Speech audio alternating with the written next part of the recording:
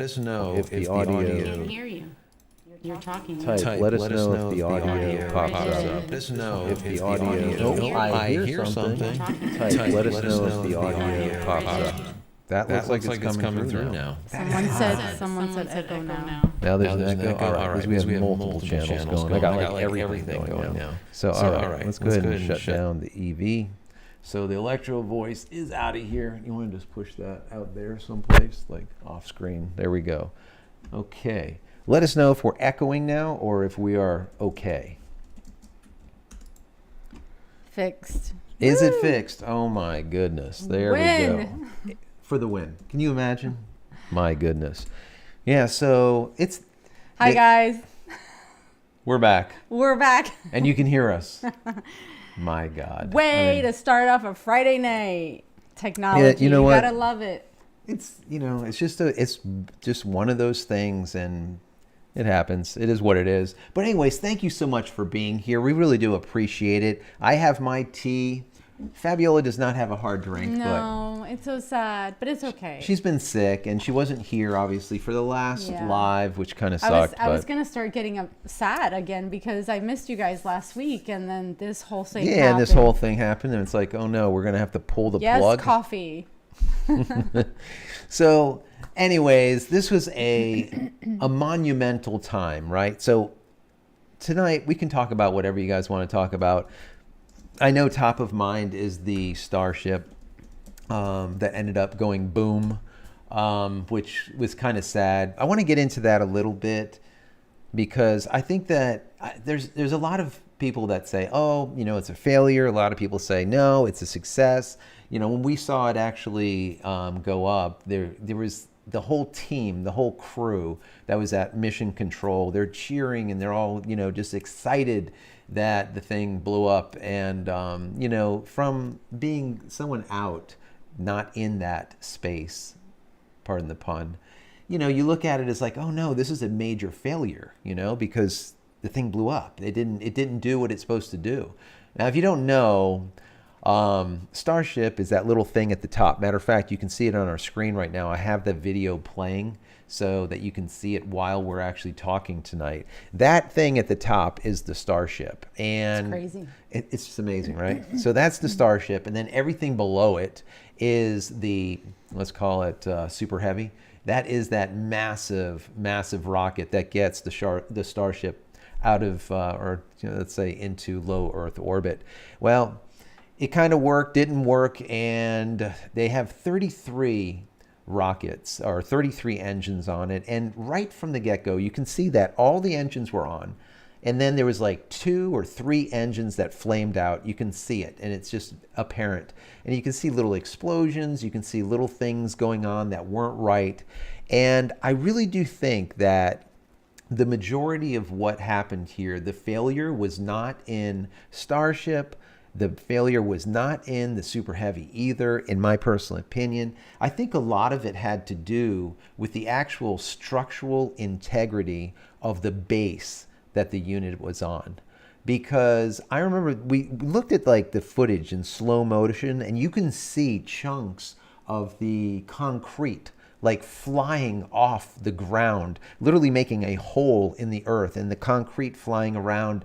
And even in the ocean, like, oh God, it's got to be like 5 football fields away or something. You can see all of the debris just hitting the water and making these huge splashes. Why? Because chunks of the unit, chunks of the earth, and chunks of the actual concrete are being blown apart.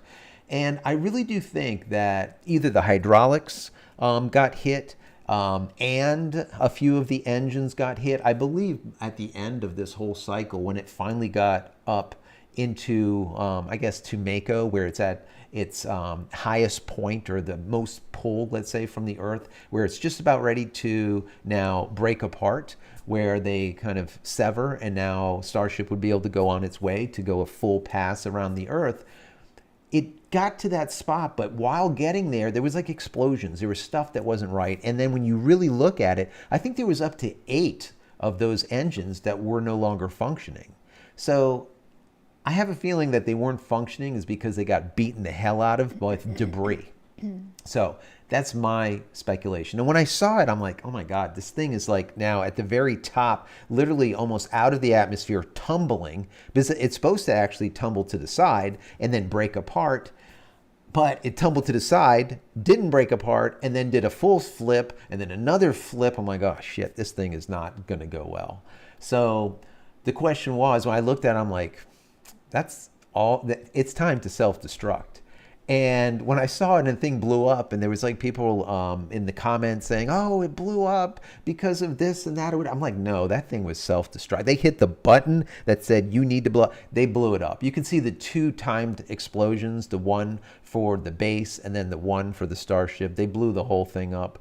And that was it. That was the self-destruct button. And they kind of have to do that. When you have a rocket that is a mega rocket like that, just flipping out of control, even if it landed in the ocean, which it probably wouldn't because you really don't know, you almost have to self-destruct it because you just don't know where it's going to end up. It can kill thousands of people, right?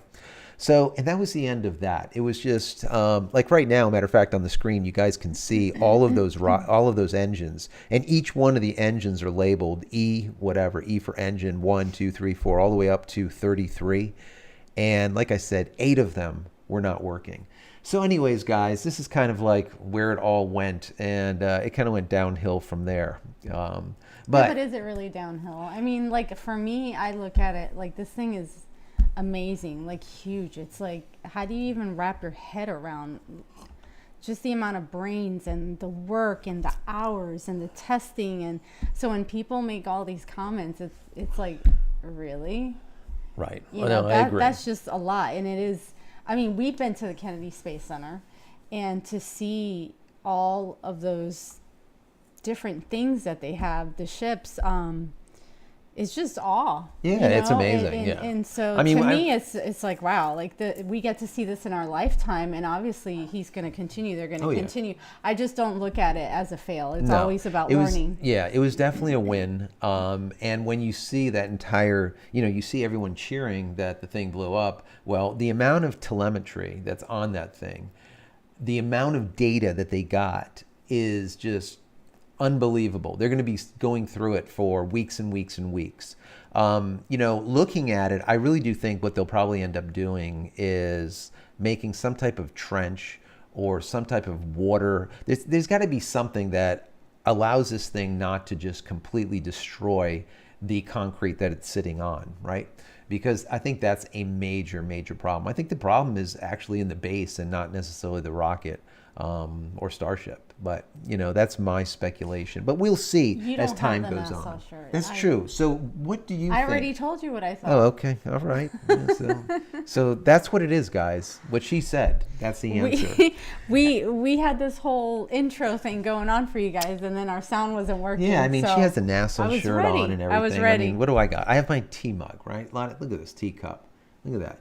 Tea time, guys. You get it? Wow. Tea time. You see it? Look at that. I think they see it. Maybe they don't. You need my glasses? I probably do. Yeah. Probably do. Anyways, let's say hello to everyone. Rubicon, how are you doing? Mark, thank you for being here. Razel, how are you? Morgan, there's a lot of folks in here. Yeah, I'm happy to see everybody. Yeah, there's a lot. David, how are you doing? Mark, McNair, now how are you doing? Tech Drone, what's going on? Mark, Tom, Mark, and David. Dave, how are you doing? David, Joey, how are you? So I see there's a lot of people from all over the place on here. Let me ask you guys, if you have a question in the chat window, put a Q before your question so we can hone in on it and we make sure that we don't miss it. We're going to hang out with you guys probably for like an hour and a half, maybe somewhere around there tonight. So any questions that you have, let me know. Right now, as you can see on the screen, they say, put your money where your mouth is. The last time I did a video and I told you guys that I was starting to use this piece of software and it was working out really good for streaming. And I threw that up on the screen so that you guys can see it. Now, let me see if we can actually get all of the data out of it. Let me see. Hey, Puerto Rico. All right, be a little stutter here as I get this whole thing rolling, but I want to show you this thing working, and then you can kind of watch while we're doing it. Razel Go right has ahead. a question. Is Starship now considered the most powerful rocket in the world? It is, and definitely the largest rocket in the world also. It's massive. I think the Starship itself, the little cone at the top, is bigger than the Empire State Building or something. That's crazy. It is massive. You see what I'm saying? Yeah. That's like awe. Like what? Yeah. So I'm going to make sure I'm connecting. Bear with me. Right now we're going through the Ethernet cable, which is Starlink. Okay, I'm now connecting, and you guys should see it. I'm now connecting through T-Mobile also. And like I said, I wanted to do this live for you so you can actually see it working, so to speak. And what we're going to do is we're going to do the entire stream using Speedify, but using both Starlink and T-Mobile bonded together to see if we have any hiccups. Is there any pausing, or is there anything going on? Because a lot of folks were saying, well, you said that the Speedify worked for you. We want to actually see it working. Well, that's what we're going to be doing tonight. This is kind of like a test, right? We're testing. I feel like we're testing stuff without wanting to test stuff. Well, the audio was a damn test. I don't even know what the hell that is. I mean, I kind of. The mid-coast of Maine question, did he say it can hold 100 people? Yes. So he did say that Starship would be able to hold 100 people, and I forgot how many tons of equipment. Just tons, like 100. It's just like it's a ton. Is amazing to me on how much that this thing can actually lift. But if you think about it, that's what is going to be required to be able to use this to not only get to the moon, but eventually get to Mars, because they need to transport a ton of stuff. 100 people or 100 tons? Yeah, there you go. No, I'm asking. No, it's 100 people. 100 it will people. actually fit 100 people. And also having to do with Starlink, the version 2 Starlinks are huge, right? We know that. Well, those version 2s, they'll be able to hold well over 100 of them inside that capsule at the top. And they showed like an animation of how it works, and it just sits there and just almost like this sliding deck kind of thing. It just shoots them out like this, like 100, 150, I don't know, a ton of these things. So once they get this thing working, and now it actually does go to LEO or low Earth orbit, I think everything is going to change. It's going to be a major game changer, and people that do use Starlink, they're going to have, number one, it's going to be a lot more reliable. There's going to be a lot more satellites up there. They're going to be more dense, populated, let's say, up there. But then also, these new version 2s are 4x, 4 times the amount of let's say connections, the amount of connectivity, right? So right now they can handle about 1 million people through Starlink. They'll be able to handle 4 million all day long without a problem. So this is exciting to me, and I'm sure a lot of you people that are rural or using Starlink because that's all you have, it's probably exciting to you also. Anyways, let's get into some more questions and say hello to everyone. The here. mid-coast of Maine asked also, does Elon plan on creating a Starlink-type system on the moon for their support? Yes. I think the whole idea, there's a couple of things that it's my understanding that what they're going to be doing with the Starlink. I think one of the things that they're trying to do is to get time to the moon. Timing is everything, and it's kind of strange to think about that, but there is a delay, right, obviously from Earth to the moon, and that delay is kind of a problem. They need to get time there, and I think they're going to be using Starlink as one of the items to get time there. But of course, once you have Starlink satellites obviously going around the moon also, now all of a sudden you have connectivity, very amazing connectivity. Remember, each one of those version 2.0 Starlink satellites, just like the 1.0s, they have lasers on board. So they'll be able to shoot a laser of data in comparison to just radio waves from satellite to satellite to satellite to build a mega mesh network is basically what will end up happening. Whereas the version 1 Starlink satellites didn't have that laser built in that feeds data back and forth from satellite to satellite. So that's really cool in itself. Okay, Joey has a question. Yeah. SpaceX sent up more Starlink version 2 mini satellites. Was They this did. the second group or third group that have been sent up? So this is the second group. It was this week they sent up 21 more of the satellites. The first batch, I don't know how many deorbited, but I know at least one or two, I believe, already did. Maybe others will also. My understanding was the first batch had problems with the propulsion system. I don't know if it just had to do with propulsion or if it had to do with software, but supposedly they could not get up to altitude. Now, what a lot of people don't know is these satellites, when they're dropped off out of these Falcon 9 rockets, they're dropped off at like 200, 250, let's say, kilometers, and they slowly move up, or 300 kilometers. They finally move up to that 550 kilometers sweet spot, let's call it, their operational distance. So when they first start out, they're lower, much lower than that, and they slowly move up into position. And that's why most of these satellites, even though they put them up, let's say this week, they don't go into an operational orbit until maybe a month.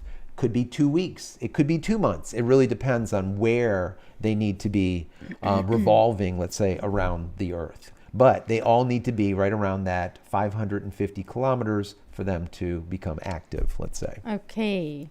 John Ross. How you doing, John? Elon Musk was 100% behind and responsible for the launch pad design execution results. His Asperger mind would not budge. Did he learn his lesson? The pad damaged the hydraulic gimbal system, causing later partial failure. Pad damaged 820 Raptor engines, showing up later. Elon has to admit his total pad failure. The sound pressure tone through the rocket if it was a Titan II rocket. There you go. So yeah, and I agree with you, John. I mean, so I guess with anything else, you always have to have that one person that kind of take charge and just deals with all of the shit that comes with it when, things go sideways. Well, I don't think he's going to skirt it. I think he'll say, yeah, we screwed up. I did this, I did that. But I know there was an interview that was done with him not that long ago, and someone was talking about a specific thing on the rocket, and the interviewer said something like, shouldn't that system, cooling system or whatever it was, be also on the other stage? And he literally sat there for a minute. That was a little bit ago, though, yeah, right? He sat there for a minute and he said, yeah, that is 100% right. And we're gonna have to do that, which is just really weird to actually see his brain, how it works like that. And like you said, it's, he might be a little eccentric, let's say, and out there, but I think we need people like that to really push things, because, one of the things, like you were talking about with the Saturn rockets, all NASA, like here, all NASA,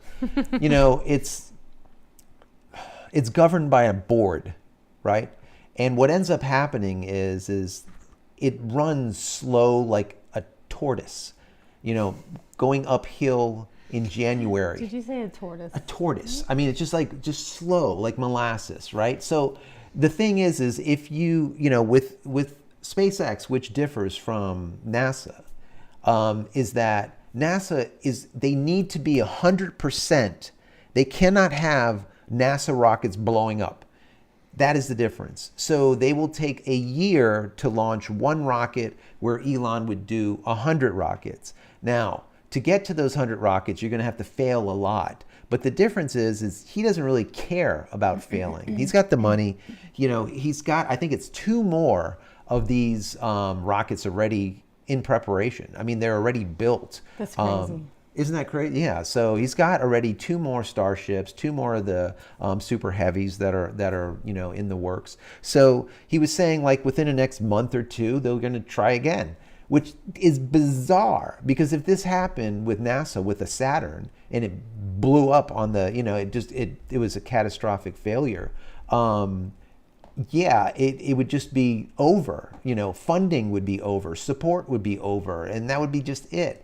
and he doesn't need any of it. So, not to say that he isn't responsible, but he is 100% responsible. But I'm sure he's going to take it on the chin and be like, you know what? Yeah, I was wrong with this and I was wrong with that. And now we're going to redo this. And now we have a massive hole in the ground already. So it'd be perfect to fill that in with water, or make some type of, they need to have something to funnel the blast of 33 of these mega engines, those flames. They need a funneling system, some type of outward system that will just channel that heat and channel that explosive energy away.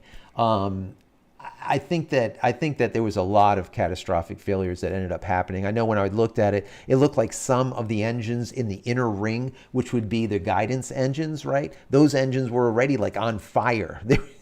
Things were off. It was not good. It was a mess. So, but anyways, yeah. I mean, John, you're right. You're right. Let's see. Razzle says, could you use Starlink around Mars and the Moon for interplanetary connection? I think you should be able to. And the reason being is, once again, well, okay. It depends on how powerful the lasers are on these satellites, okay? If the lasers are powerful enough, yeah, you'll be able to communicate through laser from, let's say, a satellite. Perfect example is like a satellite going around the Earth and a satellite going around the Moon. You'd be able to communicate not even with radio signal, but actually through laser as it's coming through.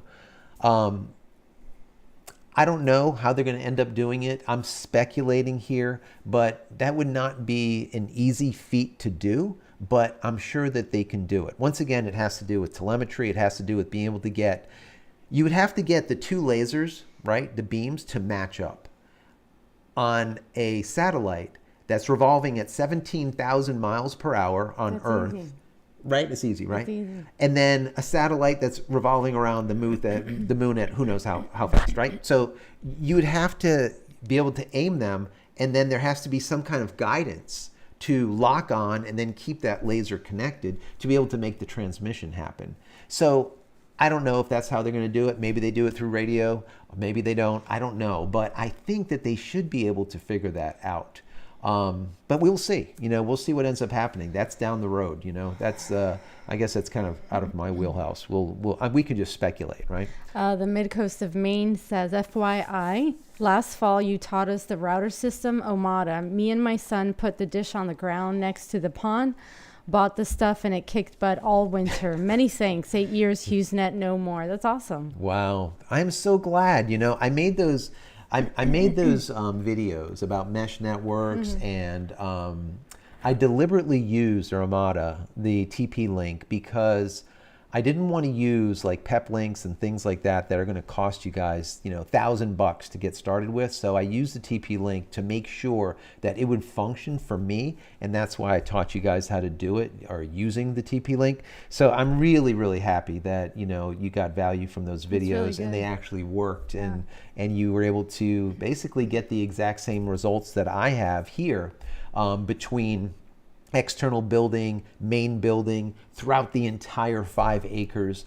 I mean, we're getting extremely high-speed internet anywhere on the property, which is amazing. And we have 2 EAS, I believe, 225s that are outside of the building now ever since you saw that video. What is it, a year ago now, maybe 8 months ago? Yeah. And they're still functioning 110%. That's awesome. That's really good.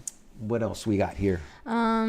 More chat. John was saying that its thin skin would have popped in milliseconds. Starship SS construction was the only thing saving the vessel. Elon should have taken my invite amongst other offers to tour Titan II Museum in Arizona. David, developing a moon base to support future space exploration requires the transport of large amounts of cargo to the surface of the moon. Absolutely. Absolutely. Yeah. It's that, and that's the whole idea of super heavy, right? Is to be able to move a ton of cargo to the moon, and eventually from the moon to Mars. Coming up with a base on the moon just simply makes sense, almost as just like a stopping location. My understanding is that to get to Mars, you would have to actually go there only during certain months when Mars is actually at its closest to Earth. So, so there's a small window each year when you can actually get to Mars. When if you're out of that window, Mars would be pulling away and you'd be trying to get to it and you're going forever, right? A lot further than what you need to. So there's only a specific, there's definitely a window in so doing. But yeah, getting all of the hard supplies, all of those thousands, just tons and tons of materials to the moon just is the only way to do it. And what's nice too is once we get Starship to the moon, it has those 6 engines on it, and that is enough to get off the moon. I think the moon is what, 1/10 or 1/20th of gravity of that of Earth. So you'll get off it without a problem. And landing on it probably won't be too much of a problem either because there's very little gravity. So it should be, yeah, you don't want to mess it up and go and blow all the crap up either, No. But yeah, so once they're there, the amount of fuel, propellant that they use to be able to get from the moon to Mars is going to be a hell of a lot less because once again, they're sitting with very little atmosphere to break away from, or no atmosphere, but very little gravitational pull. Like I said, 1/10 or 1/20th of the gravitational pull. Raziel says you can also go through Venus and slingshot to Mars that way. There you go. It's just sling it, just wrap around it and just sling. Yeah, I mean, there's a lot of different ways that I've seen people talk about how to get there. Yeah, there's a bunch of different things. So we'll see what ends up happening with it. Let's first try to get to the moon. I would like to see us get to the moon probably within the next maybe 5 years. I think that would be a good time frame. Tech Drone said NASA's taking 50 years to get to the moon. Me, Dyson, quicker. Well, that's the thing, and that's what I was alluding to when it comes to NASA. I mean, NASA is they're all about getting it right, unless you talk about the space shuttle, and sometimes shit happens, like heat tiles coming off when they don't supposed to come off, and then it blows up. So that's things even happen when you take years and years of preparation to be able to get them to work, and so to speak. Yeah, all the calculations, everything that goes into it. Let's see. The mid-coast of Maine in question, 20 camps on my road. I got 4 of them to get Starlink, and it helped set them up. No, sweet. 20. So you have 20 camps on your road, and you got 4 of them. Okay, so you got 4 of them to get Starlink. Nice. Okay. And help set them up. So here's the debate, right? It's going to be a debate. For some people, yeah, maybe no. And Mr. Flying Pretzel here. Mm-hmm. Let's go to the moon for the first time. So is it a green screen? Is it not a green screen? That is the question. Well, I mean, to some people, right? No, yeah, and there's some people that say that we've never been to the moon, and the moon, when we did land on the moon in 1969, was faked. It wasn't real. It was green screen and whatever. And I mean, if you saw the video that we had back in 1969, it would be very, very hard to pull it off. Now, people have said that it's happened or whatnot, but those are the exact same people that have said that the Earth was flat, and those are the same people that say that there's no satellites in outer space. All of the talk about satellites being in outer space is 100% false. It is fraudulent. It's fake. Those things are not, there's no satellites in outer space. It's just radio communications. And, people that believe this, I mean, I just feel sad for them. I don't know what else to say. I feel sad because back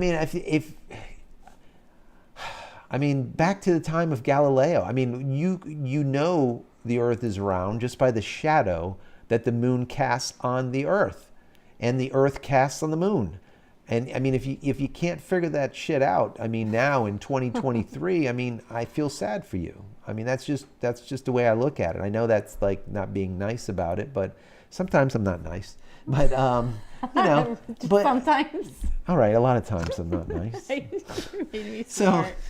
So, but that's, that's the way I look at it. The satellites are up there 100%. When you see like a whole trail of all of these white dots in the sky, they're not UFOs. They're actually the reflection of all those satellites that are coming by prior to them actually going into their specific orbital patterns. They start out in like this trail.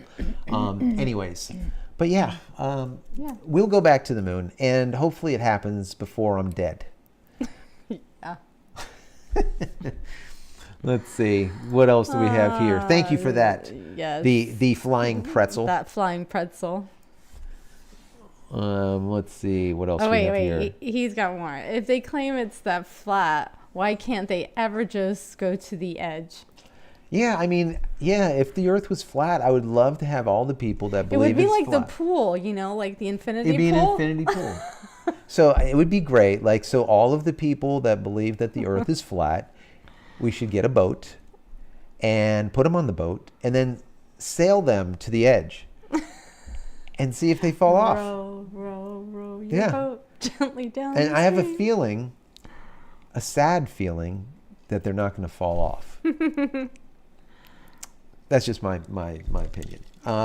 Let's see. David says, look into radio waves. I use ham radio and can talk around the world. A flat Earth would not bounce radio signals. Yeah, I mean, pretty simple, right? I mean, you would think that people would just figure it out. It would just be stupid simple. But for some reason, there's people that don't. They don't get it. I don't know, but it kind of is what it is. Once again, if you have a question, put a Q before the question so that we can see it for sure. Also, let me ask you guys a couple of things. Number one, if you see any stutter stepping.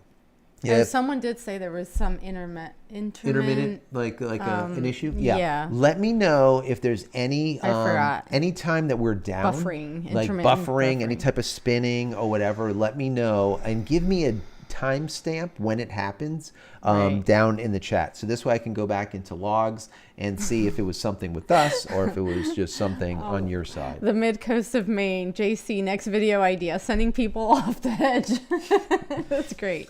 Yeah, maybe we could do that. Maybe we can make like a 3D representation of a whole bunch of people rowing to the end of the Earth and just plummeting to where would they plummet to? I guess. I don't know. So would they fall down or up off Earth, or would they fall up off Earth?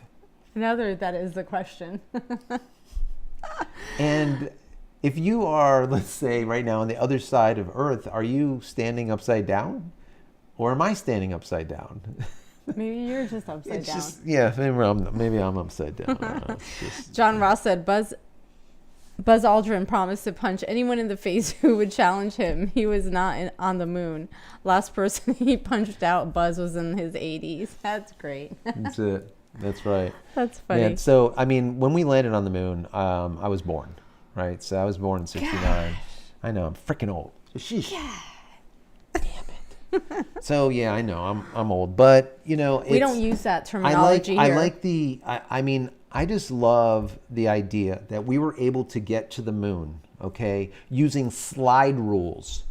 If you don't know what a slide rule is because you're too young, hold on, go to Google or go to ChatGPT. Oh, God. And say, hey, ChatGPT, what is a slide rule?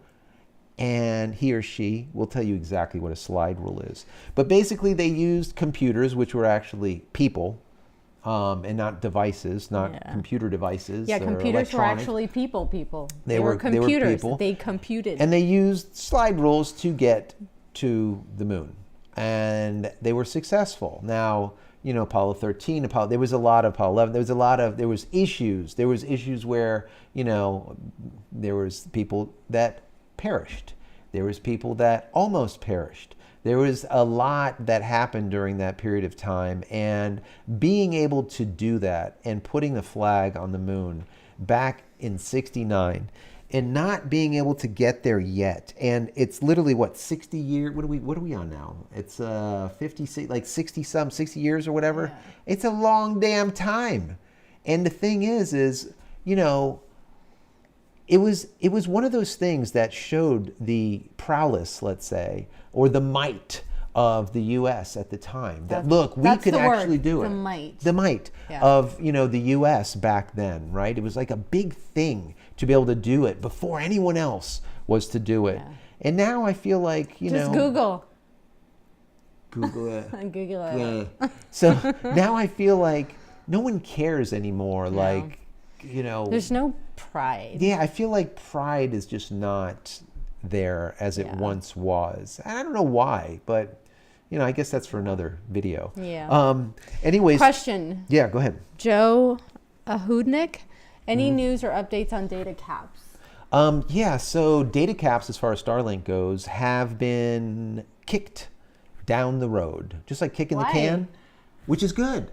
No, this is actually a good thing. It? Yeah, so originally they as you can tell, I don't keep up. He does. That's his job. It's damn good. So the data caps were going to be 1 terabyte. And I remember at the time I told you guys, I said, I don't think the data caps are going to come to pass because I feel that they're going to be able to get enough of the version 1.5s that have lasers built in and the version 2.0 minis up into low Earth orbit, into LEO, fast enough for them not to find it a necessity to cap the data at 1 terabyte. Now, I was speculating. So far, I've been right, and thank God, because there's no cap as of right now. So, that is one of the things that I think is, really, really important. The same thing when it came to money. Did the money go up? Right now, we're still paying $110. I don't know if we're grandfathered in at 110 because some people that are coming on board are coming in at 120. So I'm not sure exactly what they're doing with that. So hopefully they keep it low. We do see a stutter. It says 1856. That's good. I'm going to have to write that down just to see. Let me also, so you guys can look. Now you see on the screen right now, it says Speedify. Check out right here, Speedify. And you could see that the connection right now, we're getting an upload speed of 3 megs through Ethernet, which is Starlink, and we're getting 2 megs through T-Mobile. You can see that.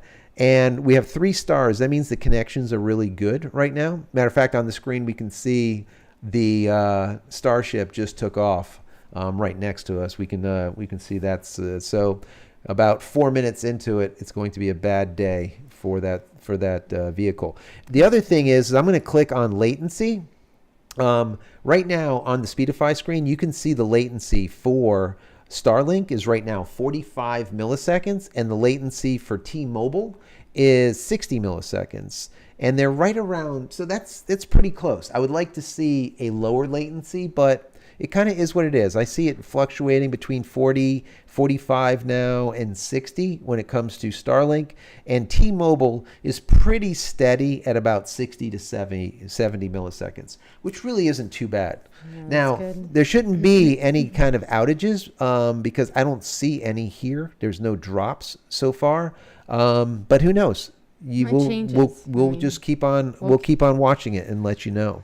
John said, slide rules, pencils, drafting tables, paper, rotary dial phones. Yes. 60s equals 60s moon launches. Today, AI children run AutoCAD and we have Starship Launchpad. It's true. That's exactly right. I mean, so sad, but so true. Yeah. I mean, now, people can't smoke in buildings. I mean, and back then they were launching, the Saturn rockets and everyone had like an ashtray right next to their screen while they're smoking up a train. It's crazy. So. You just talked about the price. Is it still currently 110?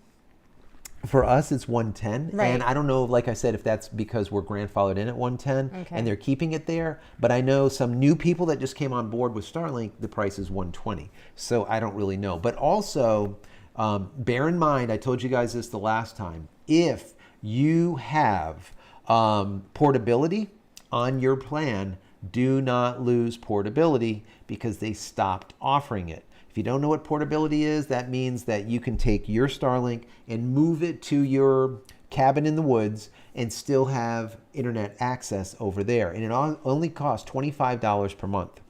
If you do not have it, you can no longer get it.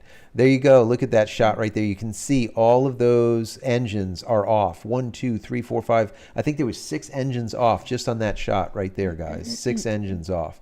So this is where things started getting a little bit not so kosher, so to speak. And you'll see like little pops and stuff where there's like mini explosions and stuff that just shouldn't be happening. And this is where things, I guess, kind of go south. But anyways, let's get back into some of these. Let's see. Question. Let's see. Romsel says, moon landing was on my 10th birthday. Yes. There you go. 1959 born. We got, let's see, Peter. If you have a question, use that cue. I appreciate that, Peter. Thank you. Justice says, I'm paying $110 also ever since June of 2021. Yeah, I think we might be stuck at 110 instead of 120, which would be good, you know. And then even better, there you go. That thing is flatlining. It's spinning, and it's just spinning on top of itself. They're just about ready to pull the trigger and blow it up. Hit the self-destruct on it. Chaplain question. My power bill for the last 3 months has been over double. Could the Mr. Bevel use that much electricity? No. So as far as Bevel, for me, my Mr. Bevel, I've done some tests on it. It uses anywhere from 50 watts to 150 watts. That's like the maximum. So that's definitely not going to do it. So, and the reason I've been doing tests on it, because my goal is to be able to put Mr. Bevel 100% on solar battery power with no electricity at all. So that's the goal. We're not there yet. I'm making calls and seeing if I could reach out to some, possibly some sponsors that might be able to help me make this a reality. But I will let you know if we can make it actually happen. But yes, we're normally sitting at about 50 watts, not that much more than that. And that is it. Now remember, that is here in Florida when you don't have to deal with any kind of heating issues, where they actually inject more watts and more amperage into the unit so that it heats up. Now, if you're in an atmosphere, you're in a location where you need the heat, you're going to end up with more watts, and you're going to get closer to that 150 mark. But in a warm climate like this, 50 watts, 70 watts, 75 max, period. So it's not a lot. Just think of a light bulb being on. That's about it. 75 watt light bulb, that's it. Israel said that it's only $50 in Haiti. Wow. That's amazing. That is amazing. And I do, I like that. I'm glad that they're doing it. The other thing that they're doing, besides having this really low cost, let's say, I like that they're doing it because they're not only giving, low cost to certain countries, but they're also doing something that I thought was really cool, is they're allowing you to rent the gear. So I think it's like £15 in the UK, I believe. If I'm wrong, let me know in the chat. But I think it's like £15 per month, and you can get all of this gear that we paid like $500 for. That's wild. You just get it for $15, and now you pay your monthly fee, and that's it. So that's pretty cool. I like that. I think that's nice. That's really good. Let's see. The Mid-Coast of Maine, FYI me, Waldo County Residential Service, $90 monthly. $90 a month. That's awesome. So yes, there were some people, it just depends on where you were located. If you were located in an area that had a ton of service, there was no waiting list, a lot of those people ended up getting a reduction from $110 a month to $90 a month. It's really good. Which is really nice. I mean, that's good. I didn't get that, here because, we're in South Florida. There's a lot of people that want the service, but, it kind of is what it is. It's like you kind of do what you have. If you get grandfathered in at a low cost, that's awesome. If not, then it kind of is what it is. But $90, that's awesome. And $50, that's even better. What else we have here? Peter, once again, thank you so much, Peter, for that. John says, by the way, my business, Starlink, $500 a month, $250 for the dish. We just got the new bill. Says what is this? All mill item 2, all limited to 2 terabytes. all limited to 2 terabytes for all business accounts. Sorry for the typo. No problem. No problem, John. That's great information. So that means that business service is being limited to 2 terabytes. So it'd be 2,000 gigabytes. And the cost is $500 per month. Now, I mean, I guess I can see that because a business has the potential of using a ton of data, whereas a residence, for the most part, they're watching, 4K TV, they're, their kid is gaming and this kind of thing.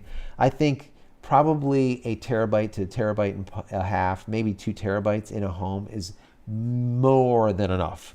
Most homes, even here, where I'm streaming and I'm uploading large videos, and we have our son that's on Xbox all the time. We have 4K TVs. We have multiple TVs and all the rest of this stuff. And last month we were at 920 gigabytes. So we just missed that terabyte. Yeah. Not intentionally, but we just missed that terabyte. So 920 gigabytes. So yeah, that's really good information. So as you can see, John, who has the business unit, is paying $500 per month. But you got to remember too, his unit, his little dishy, is not the one that we have that's like 15 inches by 22 inches. His unit is 22 inches by like 21 inches. It's like square. It is better. It is better in the rain. It is better for dropout. There's little to no dropout for the most part. Yes, if you get really bad rain, you'll probably get some rain fade also. But it's definitely a stronger signal, number one. But number two, the business class gives you a faster speed. Where we're capping out at, let's say, 100, 200 megabits down, I believe the business is like up to 300 or 350 or something like that. John, let me know if that's incorrect. But I know that it is definitely faster than the priority service of the current residential account, for sure. Dan Bourne, what is the difference between the Starlink speed test and the advanced speed test? My numbers are always different between the two tests. Just don't use the damn tests. These tests are complete garbage. I don't even know. I mean, you used to use them all the time. No, wait. No, the test that, let me see. All right, guys. Let me see. Here we go. You see this? All right, so there's my phone. All right, so this is what he's talking about. You see this test right here? Now, I'm going to run a test. Like, let me hit speed test on here real quick. We're going to run this. Watch how shites this thing is. I mean, look at this. I mean, it's saying that we're getting 10 megs, 11 megs down. Now, we know for certain that this is absolutely not the case. Those numbers are just bogus.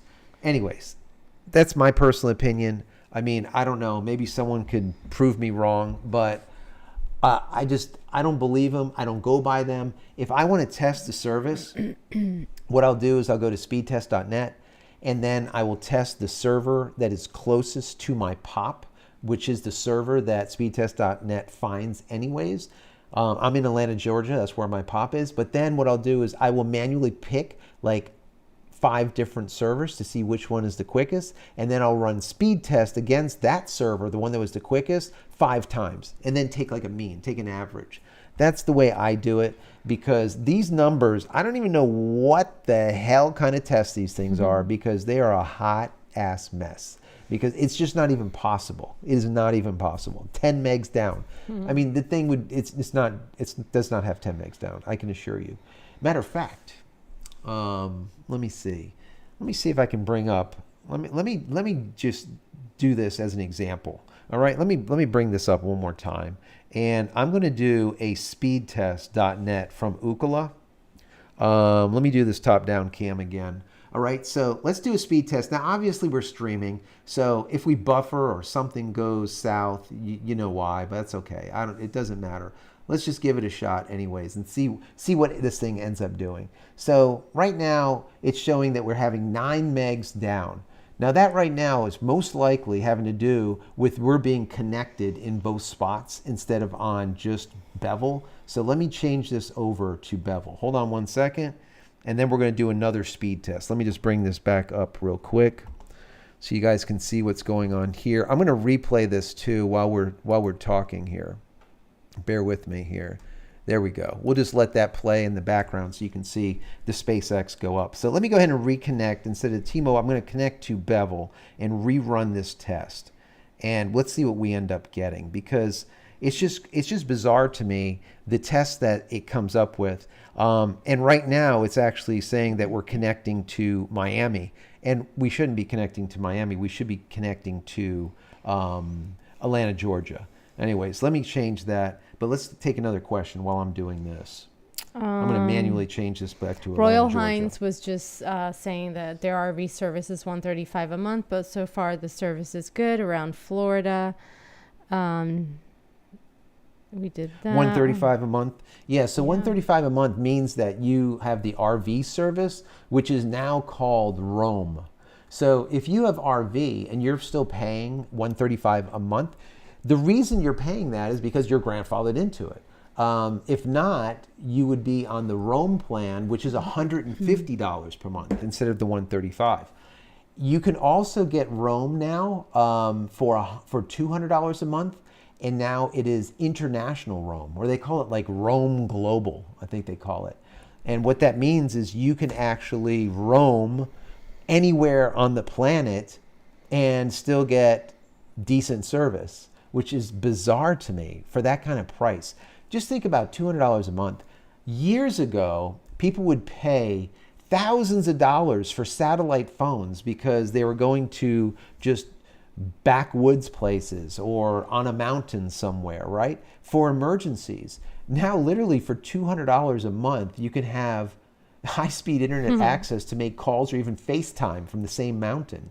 It's bizarre on how far we've moved forward in such a short period of time, right, guys? What else you got there? In Speedify, the green color is what on the screen? Let's see. The green is the down speed. We have the pink. Let me go to latency. So here you got pink and blue for latency. Usage shows this right here. This is the amount that's going out. And if you look right down here, you have 3 stars. Those 3 stars, they basically say, they tell you the health of the network, let's call it. The health of the network. So we see Starlink currently has a health of 2.5 stars, whereas T-Mobile has a health of 3 stars. And we can see the upload speed is currently at 2 megs going out of Starlink and 3 megs going out of T-Mobile. So it's using both of them to send 5 megs.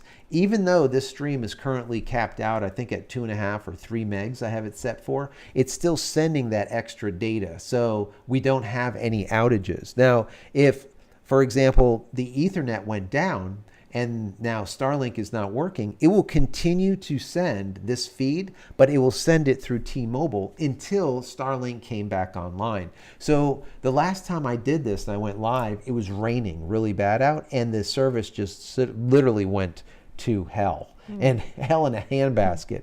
And T-Mobile ended up hanging in there while our Mr. Bevel couldn't handle the rain at all. So that was very fascinating to me to know that the T-Mobile gateway is able to handle the rain better than the dish of SpaceX, right? So the Starlink dish, I thought that was kind of interesting. But either which way, they're both working in unison, bonded together, so they are pushing the data equally.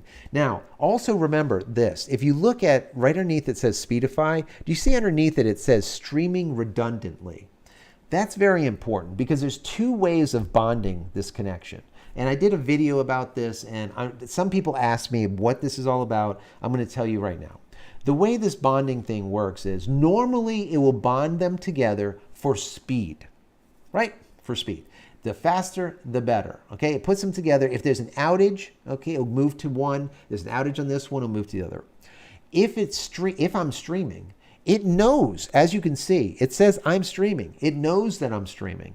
So what it does is it redundantly sends these packets. That's why that you see the system is saying like 2-3 megabytes or megabits up on both T-Mobile and Starlink.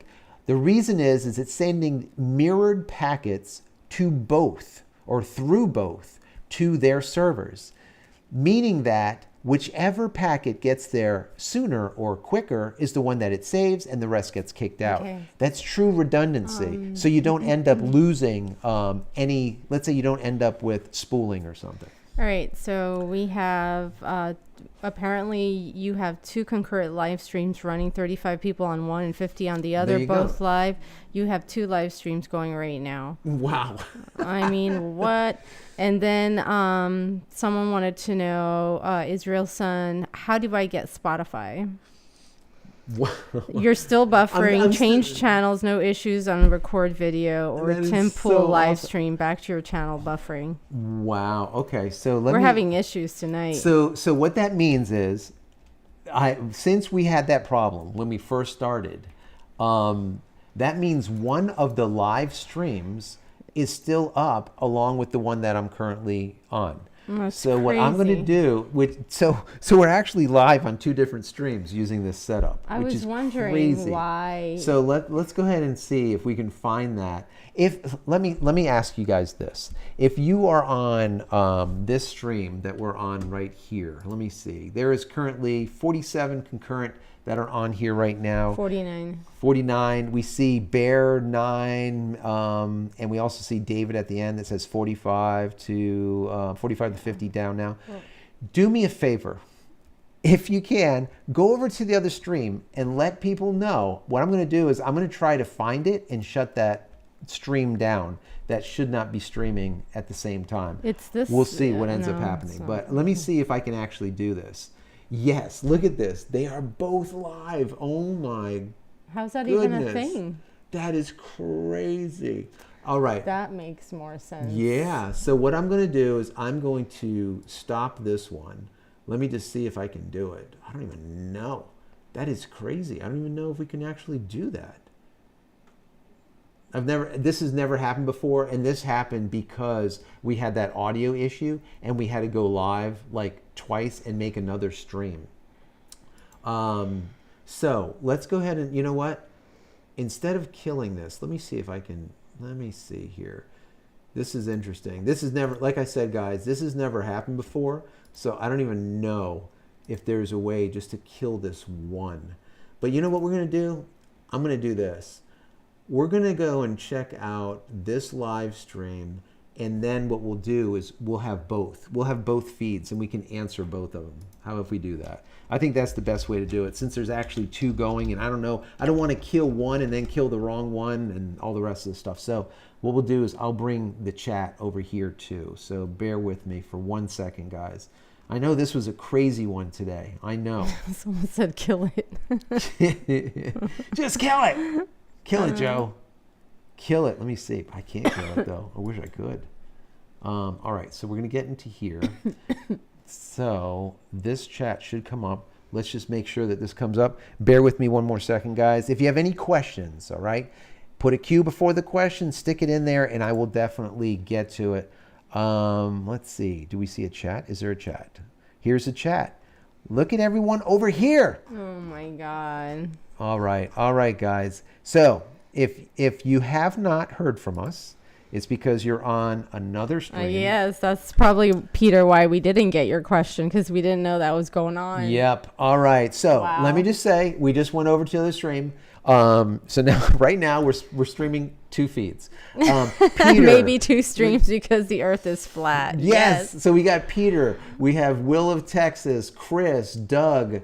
Let's see, DL Brook, Canadian Starman. Oh my gosh, Peter you guys. Manson. Let's see, we have David. How are you doing, David?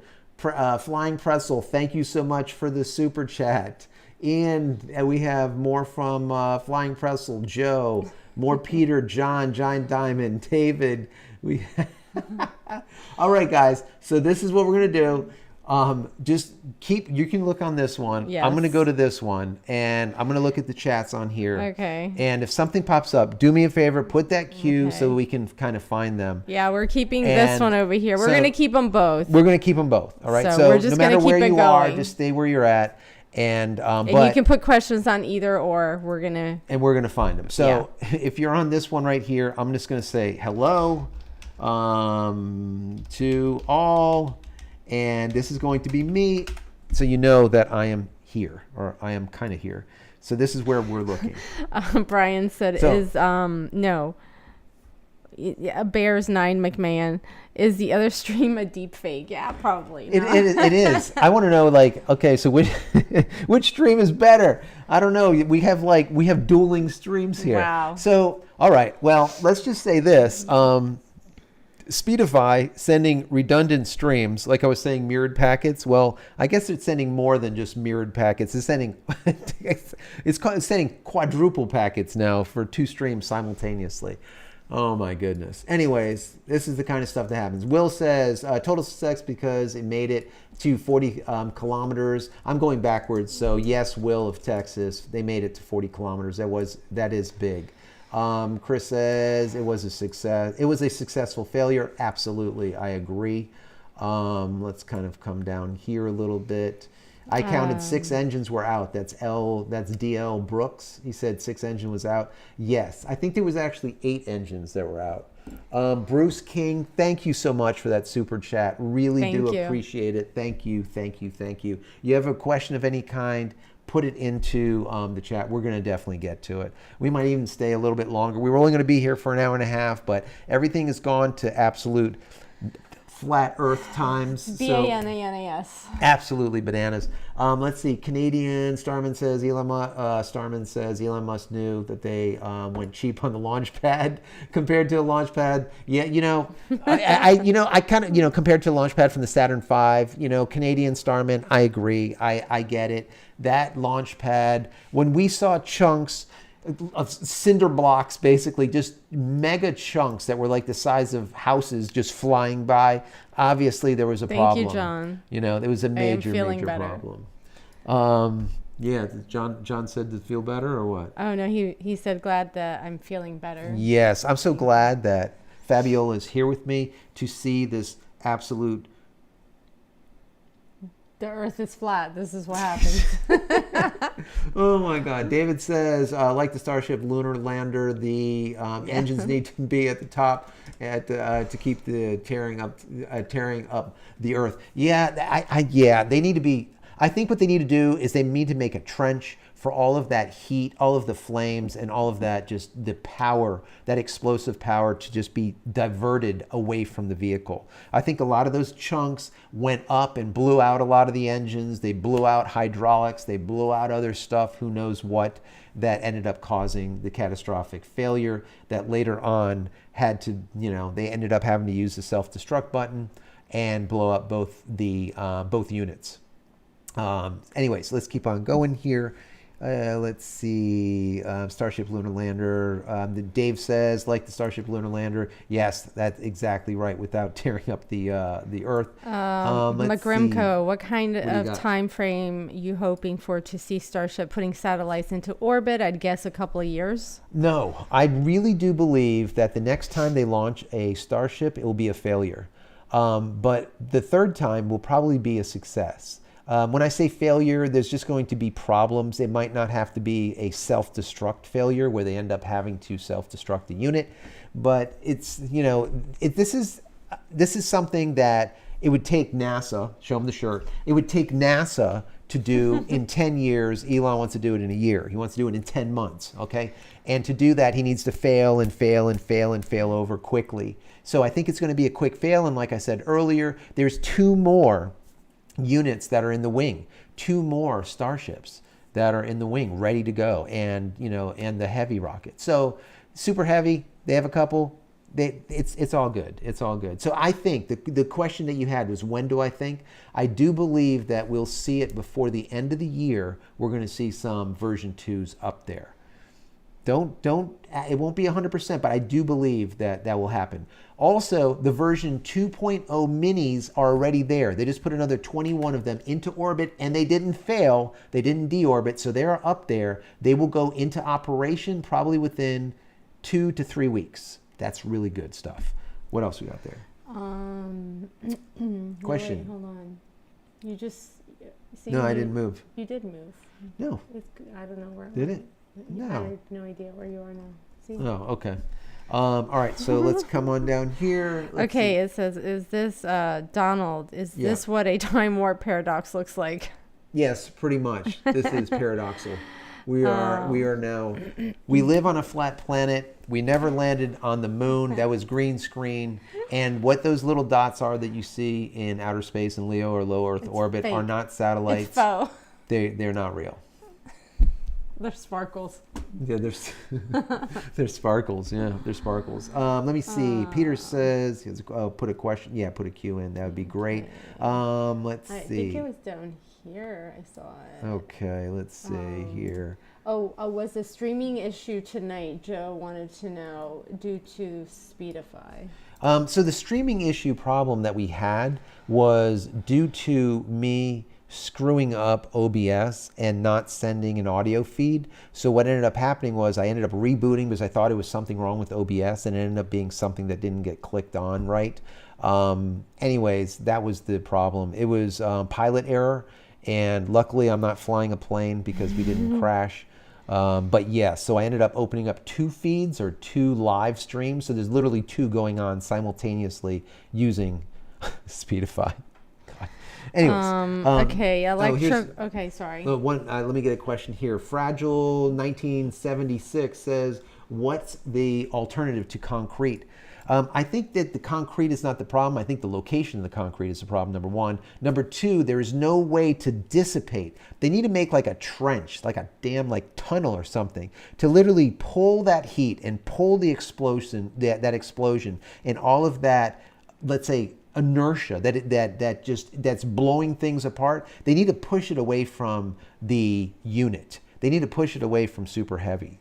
And I think that would help a ton. Now, there's other ways to do it by putting like a trough, let's say a very deep trough of water underneath. And there's a lot of different ways to do it. But I think diverting that heat and that explosion away from the structure is probably the best bet. And then maybe even getting the actual unit higher off the ground so it's not as low. That might help too. But luckily, I don't work for NASA, nor do I work for SpaceX. So I can only speculate.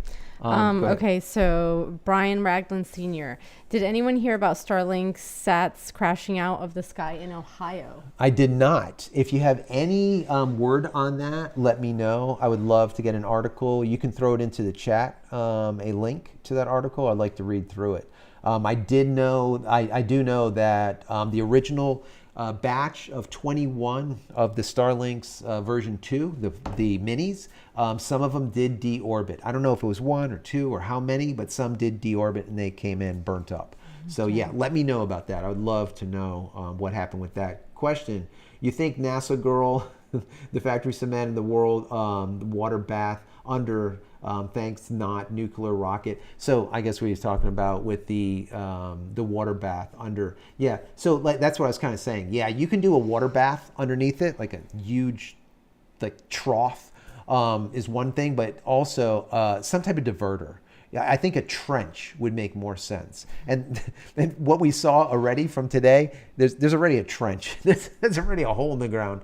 Let's see. There you go. 150 tons. So there you go. That's how much you can carry.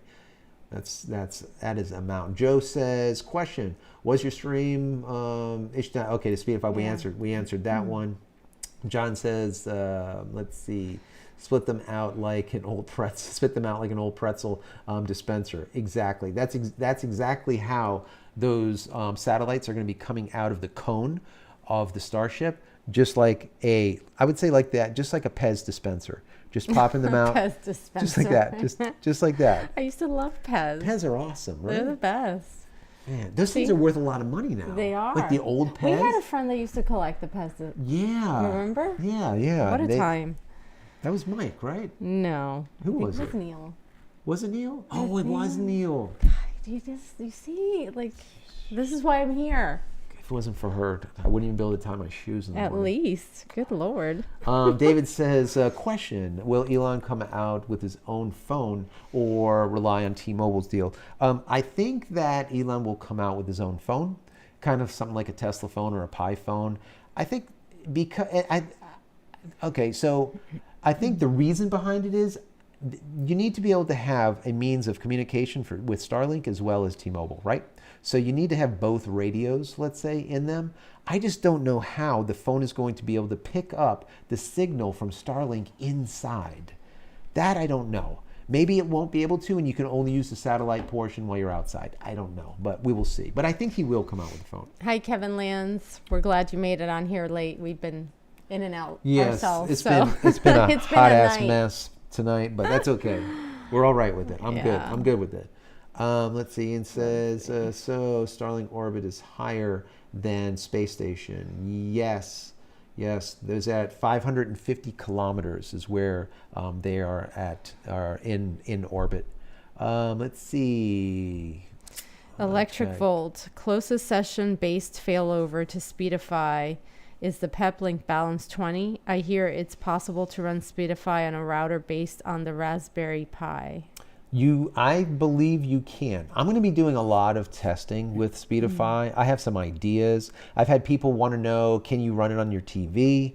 The answer is yes. Can you run it on your Xbox and your PlayStation? The answer is yes, but there is a workaround that you need to do. Can you run it on multiple computers like a Raspberry Pi, a Linux machine, a PC, and a Windows? Yes, you can. I've also got questions. Does it have military grade? Does it have like a built-in VPN? The answer to that is yes, it does have a built-in VPN. There's thousands of servers worldwide. So there's any other questions, let me know. But there is going to be a lot of testing that I do with it because I really like what it's doing so far. I do like that it knows that I'm streaming and that it is sending these multi-packets out there so that we don't go down. And now we're actually streaming live on 2 streams instead of 1, which is a complete screw up, but it's actually handling it. I mean, I couldn't even do one years ago. Sorry. Double vision? Yeah, I remember that. Alan Banks, can you see your last month's data? And wait.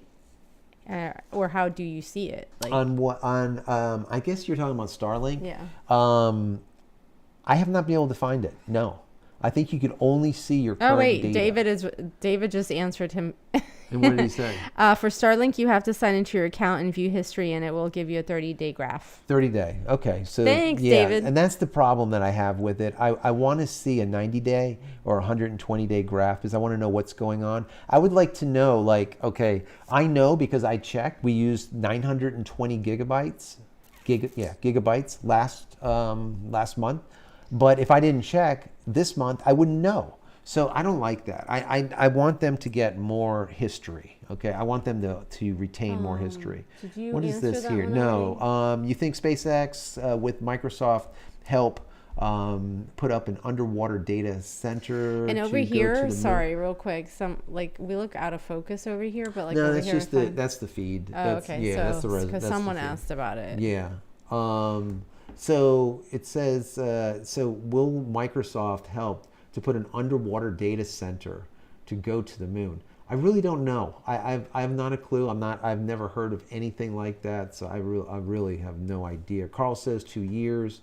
Let's see. Peter says, do you know what it is dripping down from, or what is dripping down from the engines? So a lot of times it is liquid oxygen. It's a lot of icing. That's what you'll see a lot. Now, what I did see in that flame, there was like some green pouring out. When you start seeing green pouring out, that's no longer what you should see. That's literally engines on fire, oils burning and just crap that shouldn't be on fire. That's green. And that was just, didn't look good. If you remember the original launch of it, the flame was really tight and just perfect, like a butane torch, right? Then all of a sudden it started getting raggedy and it just didn't look right.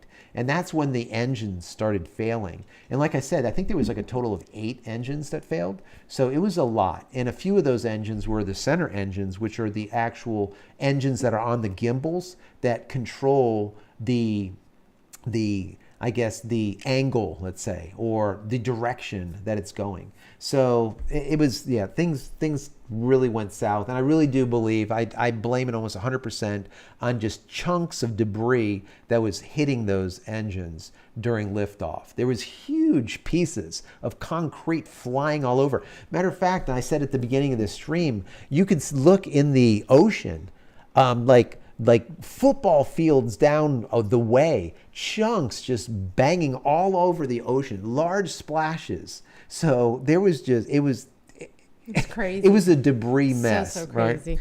right? I do have a quick. Tom Musington said, "I didn't sleep in a Holiday Inn last night, but with all the heat produced by the engines, any moisture in the concrete will explode the concrete."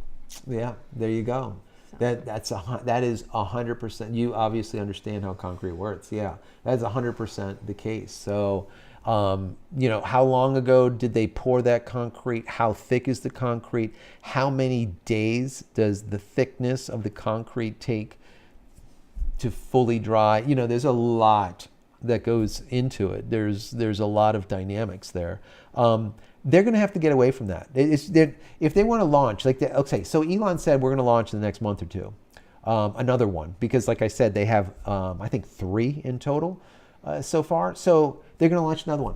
To do it, I don't think that it's going to be a problem getting those rockets on the pad. The problem is what pad are they going to use? Because the pad that they're using right now is not going to work, and they know it. So I think that pad is going to have to be destroyed or retrofitted with something else. And like I said, I think it's going to be some type of diversion method to divert that explosion outward and away from the actual spacecraft. Anyways. Where'd you leave off here? Let's see. Yes, we're down here. You seem to be out of focus. Yes. Well, that was earlier. Yeah, let us know if that clears up. Let's see. I live near the ocean. If you look out about 7.5 miles. It cleared up already. Okay, gotcha. We'll keep on going down here. Let's see. Still, DL Brooks said it was still 110. Here's a question. How many of the Starlink version 2 minis are up there? So the original batch was 21, and we don't know how many actually deorbited. We know at least 1 or 2 deorbited because their propulsion system failed. I don't know if it was at the time I said, if it's a software issue, they're going to be able to save the rest of those version 2 minis. And I think that they're saving them because I didn't hear about any more deorbiting. So let's just say, out of the 21, let's say 18 are still there. Well, they just launched another 21 like yesterday, the day before. So you got your 39 or whatever it is. You got 30 some up there in LEO as of right now. Now, when will they go into operation? I would speculate 3 weeks probably before they get to that 550 kilometers when they can actually work their operational height. Canada, $162. Wow, 162 Canadian. Let's see. Question: is your T-Mobile 4G or 5G? My T-Mobile is 4G, sadly, but it is 4G. That's all that we get. But even at 4G, we're getting about 26 megs up and about 90 to 100 megs down. I think that's fantastic. And there's more. It's supposed to be $50 a month, but if you have a T-Mobile phone, they take $20 off. So it goes to $35 a month from the 50. Does they take 20 off? No, it goes to 30. But then they take another $5 off if you go to autopay. So literally for T-Mobile home internet is $25 a month if you have a T-Mobile phone. That is bizarre. That's bananas. It's B-A-N-A-N-A-S? Thank you. Exactly. You're welcome. Let's see. Keep on going. If you have one over there, let's jump over there. Let's see. Hold on. I just saw it. Mr. Smith, I'm curious to know how much this experiment cost. 33 Raptor engines plus another 3 on the Starship itself. Sounds expensive. And guess who's paying for it all? You and I. Yeah. Well, so yes, Elon is definitely getting government funding. People don't realize that, but yes, he's definitely getting government funding. But the majority of his money that he's making is like from all of these other companies that are having him, I guess, ride share into orbit. I mean, he's literally It's like an Uber. He's literally like the Uber of space. I mean, you know, those Falcon 9s are being launched like every 2-3 days, and then they land on the piggyback of like an autonomous with no one on it ship, and then it ferries them back onto the coast, and then they get revamped a little bit, fueled back up, and it launches up like within a week. It's craziness. I mean, we've never seen this type of speed of just turning things over. So yeah, I mean, absolutely, we are all paying for it a little bit, because he is getting funding from the government. But then again, you got AT&T, you have Verizon, you have all of these major, I'm going to get upset now. Yeah. You have all of these Don't get major upset. companies that are taking funding from the U.S. government, from us, we are Right. the government, for putting fiber to everyone on, let's say, in the rural areas, Sure. in areas that do not currently have high-speed internet access, to bridge that digital divide of the haves and have-nots, the people that don't have high speed and the people that do. Guess what? AT&T and all the rest of them have done shit. They've done nothing, absolutely nothing. They've taken the money, and what they've done is they've delivered fiber into like mobile parks, right? Trailer parks, small little areas, and then said that they have done something. And the thing is they've done nothing. All the rest of us, I've went to my AT&T page, and for 12 years it said that fiber is coming to our location. Not 12 months, 12 years. The page still says coming soon. It literally says coming soon. I might even post it in the community just to show how. You should wear a shirt that says coming soon. Yeah, it says coming soon, right? We need a lot of Anyway, shirts. so yeah. Yeah. Thank you for getting me hot on that. I appreciate that. Let's see, Will Texas says, I was born the day after the Challenger explosion. Yeah, that was a sad day. I remember being in school when the Challenger exploded, the shuttle. And I remember the teacher that was on board and a bunch of other people. It was a sad, sad day. But that shows, even NASA, that takes 10 years to kick the can down the road, where Elon does it in 10 months. There's still going to be mishaps. And that mishap was due to heat shielding. Those tiles, those small tiles, I remember that. just fell off and then caused the entire unit to burn up as it was going through the atmosphere. Very, very sad, the Challenger explosion. Let's see. Chaplin just said that he doesn't know why, but his internet service has been improved, meaning very few circles, and I did a VoIP call with my daughter for over an hour and realized it had 0 drop. That's great. That is fantastic. That's really good. That is really, really good. Let's see. Morgan here. In Mexico, Starlink Business is offering with multiple data caps, 1 terabyte, 2 terabytes, 6 terabytes, and for 180, 375, or 1,077. I'm going to guess that is going to be in, obviously that's not US, that's going to be in Mexican. So I would imagine that would be a small, I don't know what that would translate into. But anyways, Morgan, if you know what that converts to, from peso to US, let me know. But yeah, so they do have 3 plans. So it's not just 2 terabyte. It's 1 terabyte, 2 terabyte, or 6 terabyte for the business plan in Mexico. Good information. Thank you so much. Let's see. Scott says $135, best effort. Only in Ohio, still waiting on residential, no complaints. Starlink is a lifesaver. Got rid of Dish Network and AT&T. They're ripping me off for years. And then you have, of course, Usenet, which is a scam. Exactly. Viasat, Usenet, AT&T DSL, AT&T Uverse, Dish Network, DirecTV. All of these companies, people, they're going out of business. All right, these people are going to, or those services are going to go out of business. Everything is about data at this point, right? Phones, when they say, oh, you get unlimited text, who really cares? Do you have data? Yes or no? That's all you need. Your phone can call. Does it really matter? No. You can make a VoIP call or a voice over IP call. So as long as you have data, that's all you need. All these companies know it. And you see these TV networks like Dish Network and DirecTV, they don't know what the hell they're going to do, because everyone is just going IPTV, And that is it. They don't need to have a dish on the side of their house anymore for any type of TV access, right? So yeah, that's awesome. You were able to get rid of all of that mess just by getting Starlink. That's fantastic. It's amazing.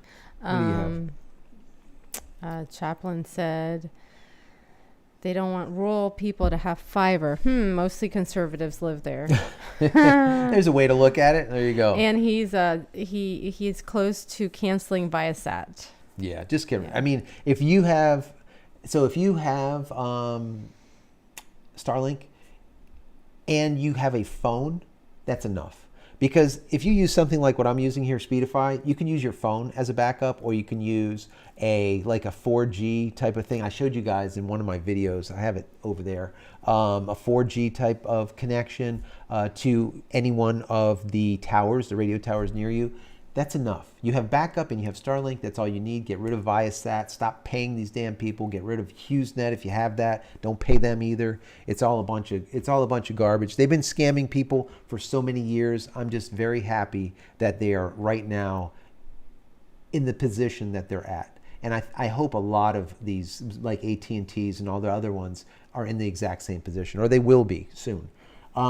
Anyways, here's a question. Ian says, let's see, would Starlink worldwide roam work with Pleasure Boat in? No. So you have to have maritime Starlink to be able to work on the water. Unless you have a new service, there's a new service, a roaming service that is a roaming for maritime. That roaming for maritime is like $200 and some. I forgot exactly what it is. Don't quote me on that. But that will allow you to roam on Earth, let's say, and in the water. Okay. So you would need that to be able to do it. If you have roam or global roam, that is still only on Earth, on the actual land, and not in the water. Keep that in mind. That's $200 per month for that.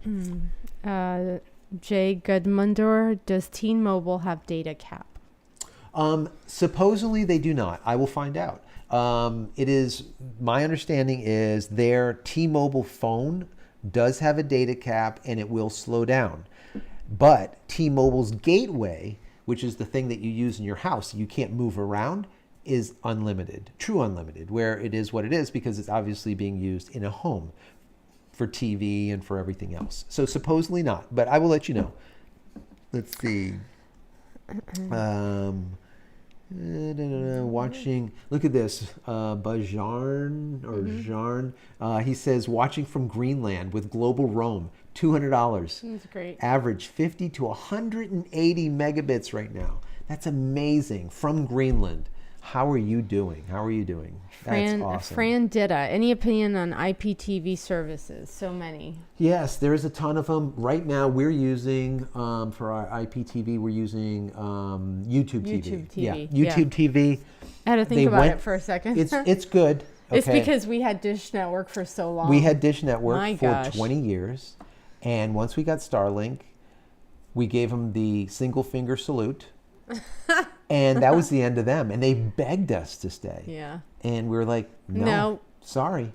Literally, it was like $160, You got $180 so much a month. money out of us for 20 plus years with just Yeah. So they poo-poo were stuff. Yeah, for junk. So well, you know what? As our daughter says, a bunch of junk. It's a bunch of junk. So you know what I'm going to do? Look at this. So just to give you an idea, because this is Alan. He just dropped Dish Network, $140 a month for YouTube TV, 73 unlimited DVR exactly. data. So we were paying about $150 a month times 12, $1,800 a year times 23 years.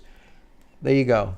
Oh, if people did the math there like you that go. on stuff. Yeah. So we paid Dish Network $41,000, approximately $400. That's what we paid Dish Network. Wow. So like I said, when we got Starlink.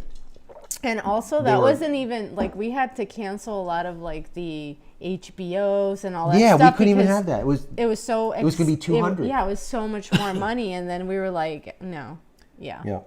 So basically for the cost of Starlink, we're getting phone, we're getting TV, gaming. We got all of internet access. I can upload everything. And that's one of the reasons why I even do this Starlink stuff at all. That's why I've been taking you on my journey, because it is just one of those things that I think is revolutionary. I mean, at least for us.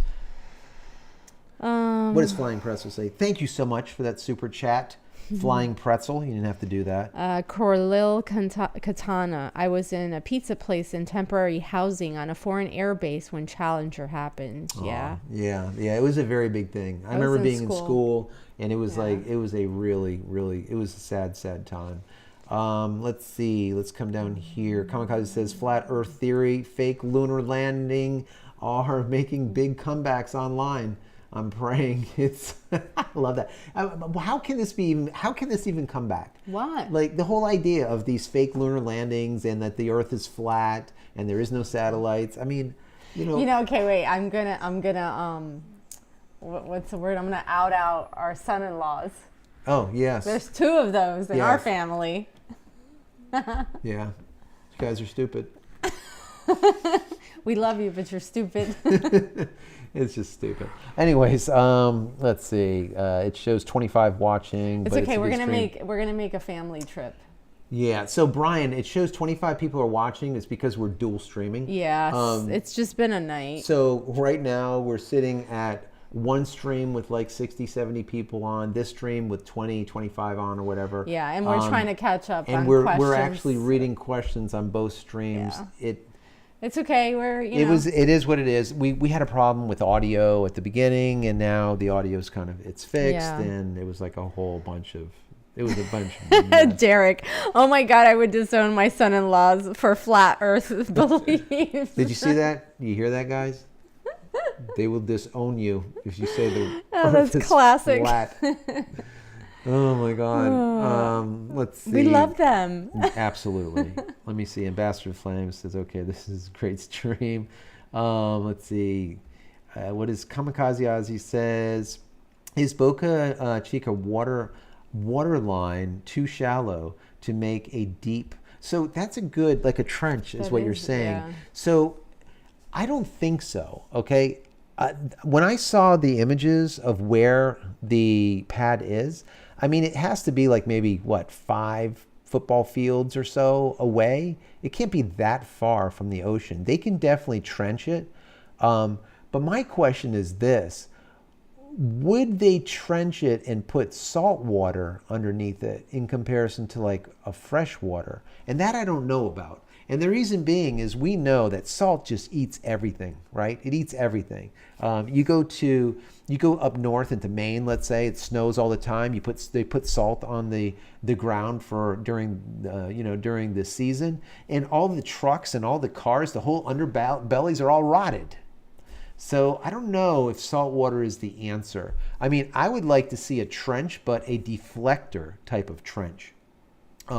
But that's just my, I don't know. I don't know how they're going to do it. You have something over here? Yeah, I've got a couple actually. Yep, go ahead. Corlil Katana, does phone plus UHF plus VHF plus HF count as backup?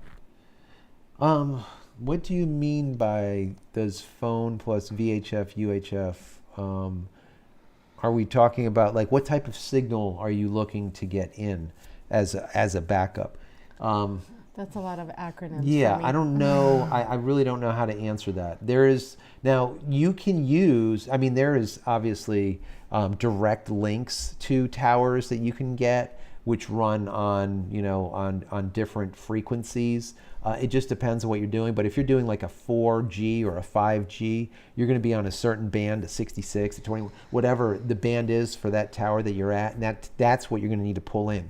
What I'm trying to get in here for you guys is I'm trying to test a 4-channel, 4-band antenna for the T-Mobile. I'm telling you guys this kind of like behind the scenes because you're here live with me, but that's what I'm working at. And if we do get one of these in, we will do a test to see what type of speed we can get out of this thing. Right now we're getting about 20 to 30 megabits up and about 100 megabits down. And that's going through a 8-inch concrete wall. So When I put the unit outside and tested it, I was getting over 150 to 160 megabits down. So I don't know. We will see. We'll see what we can do with that. Chaplain, thank you so much. Chaplain, let me see. Chaplain Stefan Bresser. Thank you so much for that super chat. We really do appreciate that. We appreciate you watching. Thank you so much. Thank you so much for being here. You know, it's really, you know, I look at this as like a community. We're here. Yeah. We're not like, you know, like gurus on this stuff. You know, I definitely am not. You know, so, but I really like to share as much information that I get. I'm here for the chats. And yes, and normally a nice and you know cocktail. what, to hold me accountable, because you know I have ADD, and I'll just and I'll start doing because this. If not, he'll just forget about some people. And then a lot of times I'll like expand on things too far, and I'll just talk too long, and then she'll push me. She'll kick me sometimes underneath here, but if I don't get kicked, I won't know, and I'll just keep on going. But anyways, I like this though. This is working. Yeah, well. it's starting. It's annoying me though, because I feel like you're gonna. I don't know. Hit me with that thing. Anyways, thank you so much for that super chat. We really do appreciate it. I have Daniel Montgomery. Is it possible to put Speedify on a router with 2 internet connection, as it is not practical for hardwire Ethernet in my house, and would hate to run 2 Wi-Fi networks for every PC, TV, etc. Okay, so it's not made to go on a router, okay? But you could use a laptop as a router. You could use a Raspberry Pi as a router. You could use there's a lot of workarounds, and I think I'm going to go into some of them. So just bear with me. Like I said, there's a lot of people that have been asking about, can I use it on Xbox? Can I use it on PlayStation? Can I use it on my TV? Yes, you can use it on your TV if you have like an Android TV or some type of TV that allows you to download like an APK, you know, some type of software. So anyways, I'm going to get into some of that probably within the next couple of weeks, because a lot of you guys have been asking me about it. So we'll do some testing. Trust me. Yeah, John, great on the YouTube TV. I pay for a friend of mine to have direct, and it is $200 a month. I am looking to replace, and I now will compare the channels. Definitely compare, because it's the same. It's literally the same. It's crap. basically the same thing. Obviously, if you're going to add like HBOs and things like that you're going to pay more, just like you would on Dish or Direct. Or any of them. Yeah, exactly. Flying Pretzel. The Earth is round. Moon landing, not so much. I can't with you. Darren Goodwin. I have 2 son-in-laws, and so far they have been very cool. Mad respect for them putting up with my daughters and not believing Earth is flat. LOL. Congratulations. Yes. That's good. Salt water under that heat will create, I believe, chlorine gas. Chlorine gas, yeah. It might. Yeah, you could be right. David Hyman, ham radio. Ham radio. Yeah. I mean, there's actually people that still use ham radio to do direct source ham radio that is pulling an internet connection through ham. I mean, there's a lot of different ways to get internet, but not to get high-speed internet. And that's one of the biggest things, is the high-speed side of things, because high speed is what we need. And if you can't get high speed, then, you know, I mean, you could use it for a backup for emergencies, but that's really about it. So let me go over here. Let's see. Ian, maybe Ian. Moody? We've been calling him Ian. Is it Ian? I'll just say Ian. It says, you think T-Mobile would be bought by Starlink and put up cell towers, feed? I know where you're going with this. So no. I think what's happening is Elon Musk decided to get in bed with T-Mobile because T-Mobile has a lot of antennas worldwide already. Okay, so that's number one. Number two, I think he likes the service and he uses the service, and he's probably found that he believes that the CEO that he works with or speaks to is authentic and they had a good rapport. The last time I saw them together on stage, it seems that they had like a really good back and forth. It wasn't really stuffed shirt type of thing. So I think what's going to end up happening is they're going to use each other for backhauling data. Backhauling it to Starlink or from Starlink back to T-Mobile, back and forth. So I think that's what's going to happen at first, is that whole backhauling thing.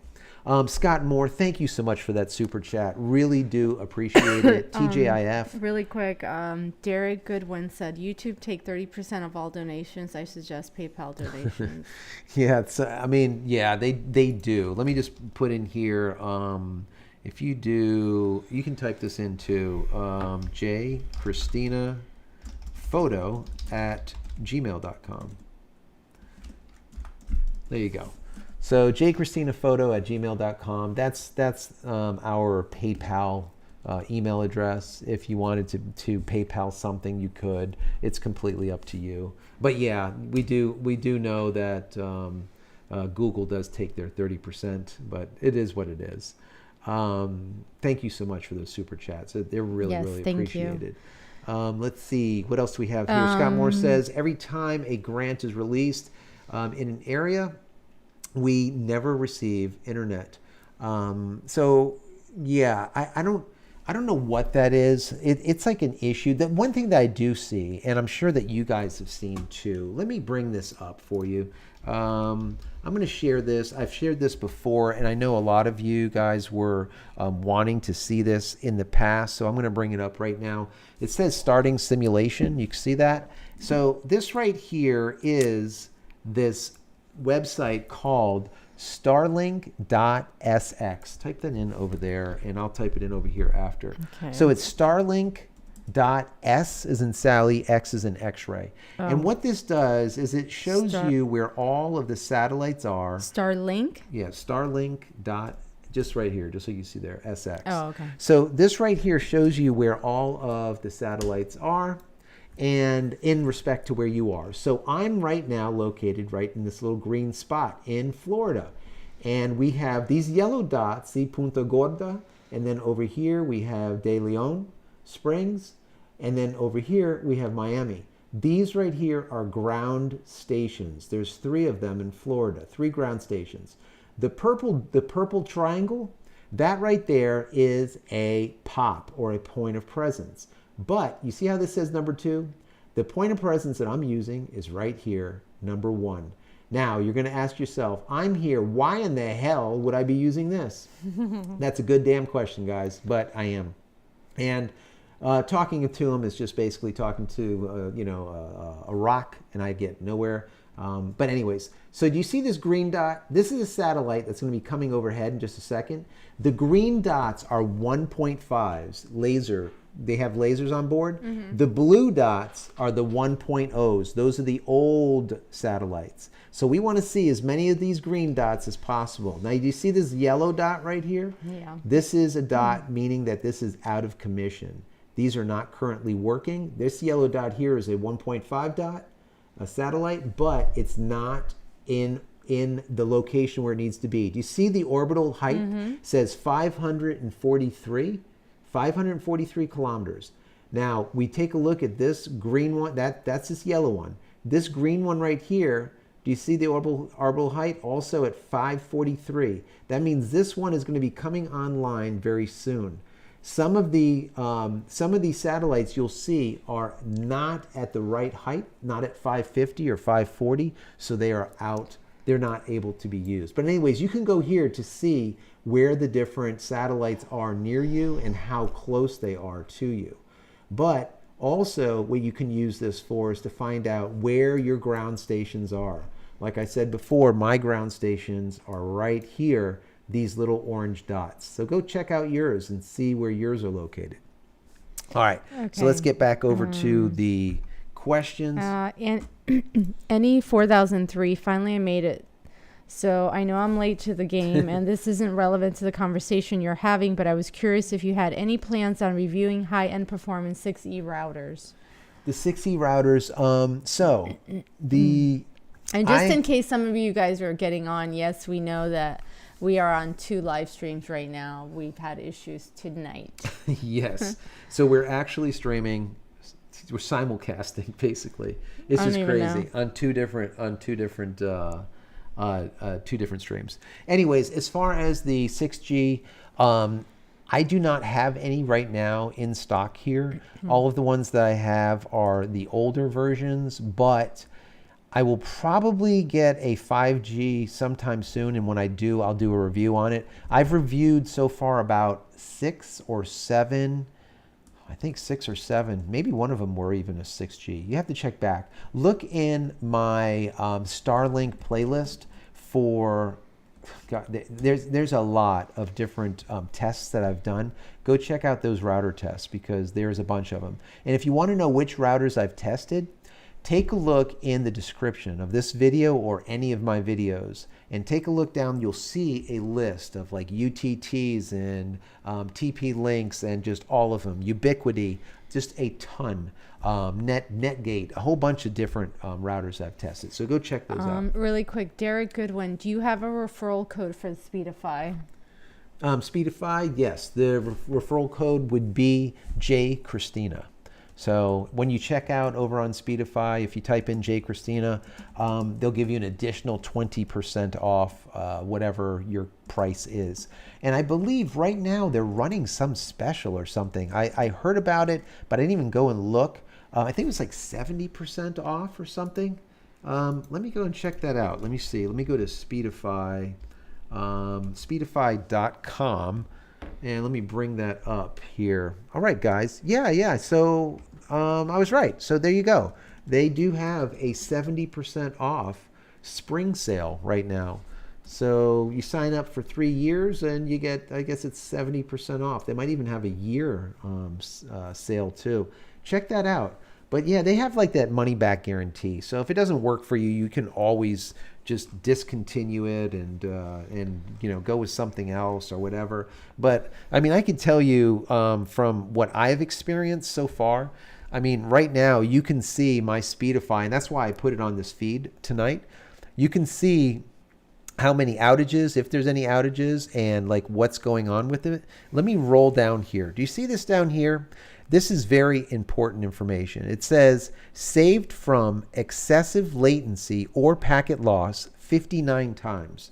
So far it has saved this stream from either really high latency, high milliseconds, or packet loss 59 times. And then it's also failed over from either T-Mobile to Starlink or from Starlink to T-Mobile. It's done that already 9 times during this stream.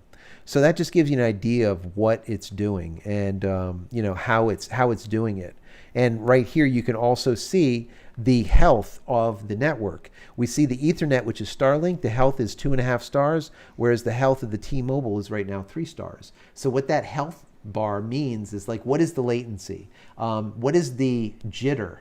That's another thing that's very important. And if you want to know what jitter is compared to latency, just ask me and I'll tell you about it. But for now, let's go on to the next question. Do you have any over there? Oh, no. Yeah, Alan Banks, thank you for the $5 donation super chat. Oh, wow. Thank you, Alan. Really appreciate that. That's awesome.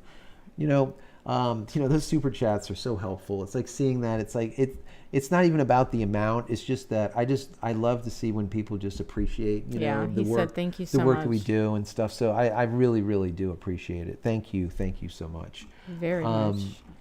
Let's see here. He said, thanks, guys, enjoying the Friday Night Lives and all you guys are doing to help us save time and money. You're absolutely welcome. Thank you for that. Thank you. Ian says, do they have 100 kilometer Wi-Fi for wireless ISPs? That I really don't know. I am not sure about that. Let's see. Kamikaze Ozzy says the wife kicked. Exactly. I know all about the kick too. This is just how it is. Sometimes you just need a kick. And that avatar that you have, I really enjoyed that avatar. To be honest with you, Kamikaze Ozzy, I like it. It's a sweet avatar. Oh my gosh. A question. Can I use Speedify on my Mac? Hold on just a second. Wait. Hold that. Okay. So Crow Dazzle says, did you all see the Starship torch? All right, guys. So if you don't know what the Starship torch is, I'm going to show you. Okay. And I told my wife, I said, wifey, I love you, but I had to buy something. And let me do this top-down camera so you can see it. So that right there is what I bought You see that?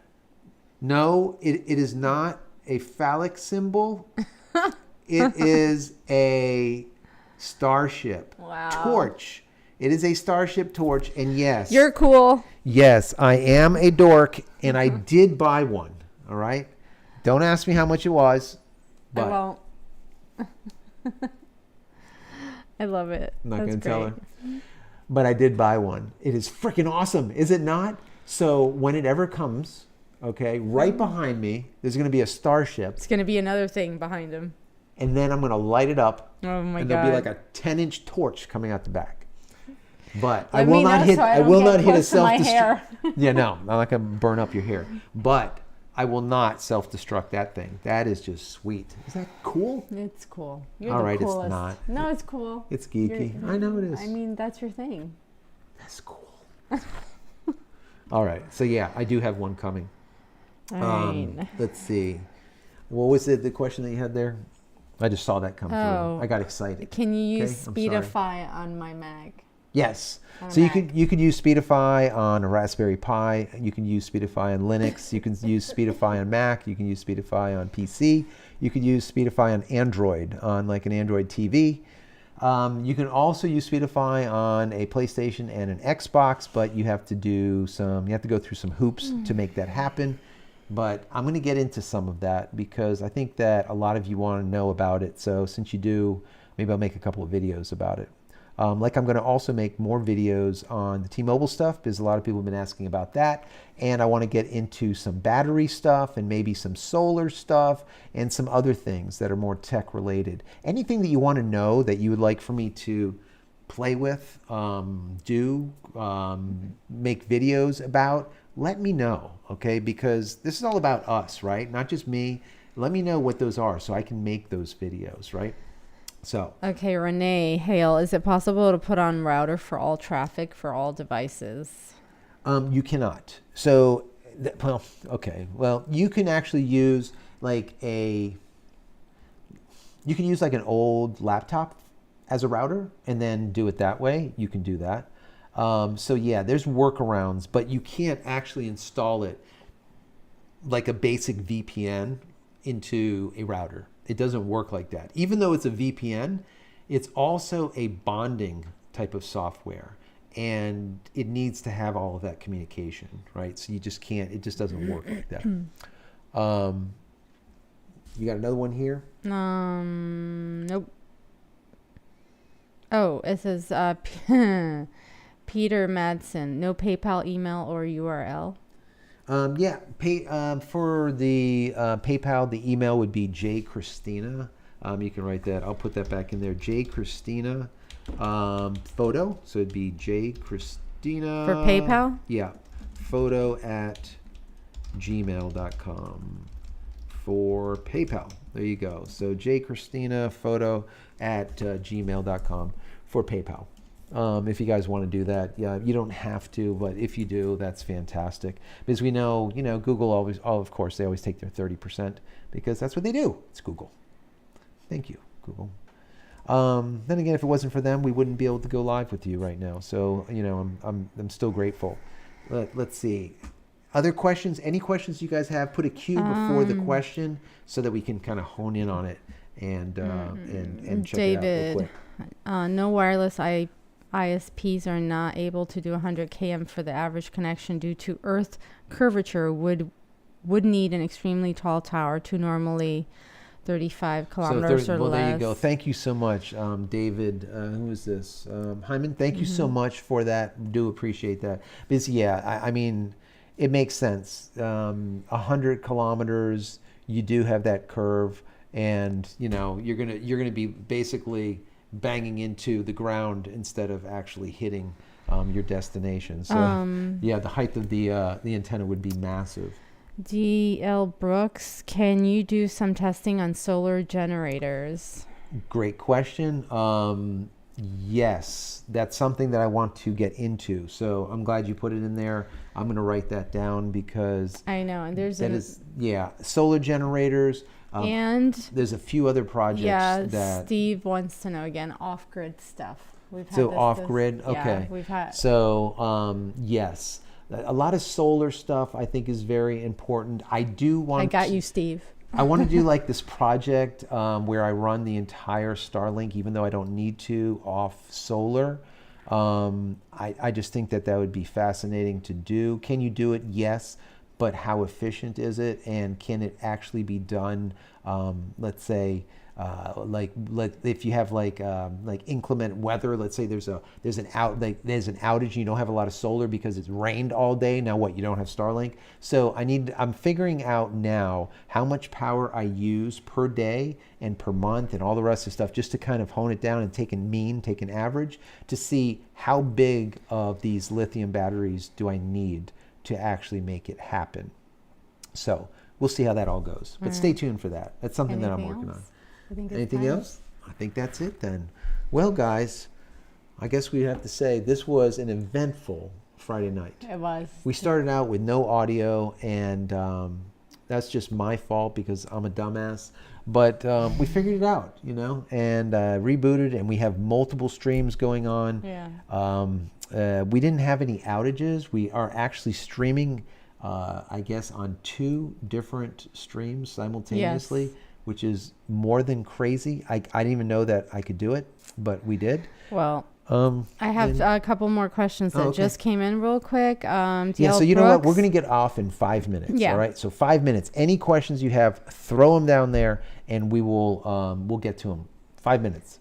So what will you do at night for solar? How many batteries will you need? That was in regards to the Starlink so on at solar night, system. Exactly. And that is going to be determined based on how much I'm going to take a reading. Right now I'm at about 50 watts to about 75 watts.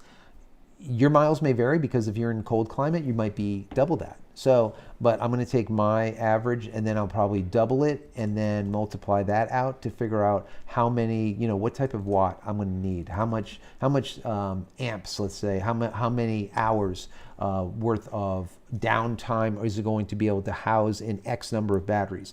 Can I do it on, a 200 amp hour battery? Do I need a 225? Do I need 225? What do I need to be able to actually make it happen? And I want to be able to go for an entire 12-hour period on straight battery at least. That's so that we can go straight through the night and then go into the daylight. But that's like minimum. My goal is a 24-hour cycle with absolutely no electric, and that would kind of help if for some reason we end up with no sun or minimal sun for the day and it can't charge those batteries up. So we'll see what we can do, and I will let you know how far I get, and you'll see that hopefully sometime not too long from now. I'm making some calls, and if any of you guys know any lithium battery companies that might want to sponsor us and send us over some, let us know on that too, because I'm reaching out to a couple of people. So we'll see.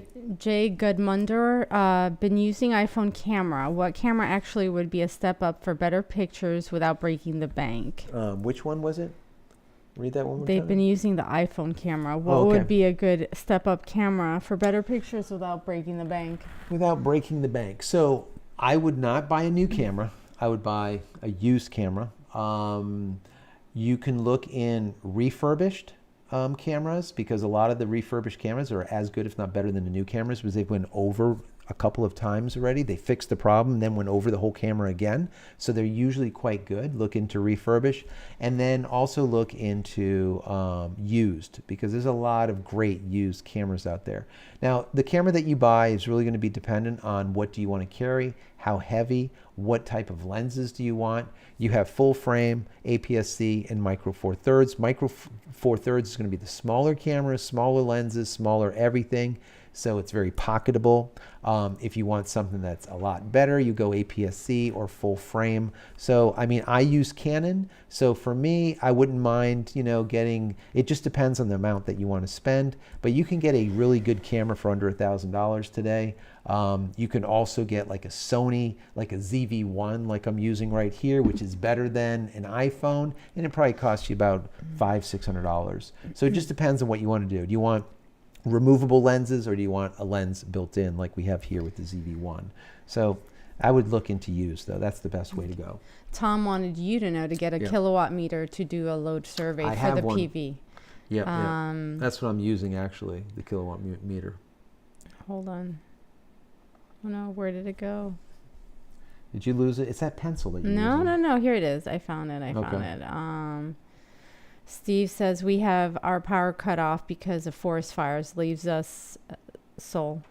Yeah. So that's it. Well, if you have a lot of fires too, and you have a lot of smoke in the atmosphere, you're going to lose a lot of solar too.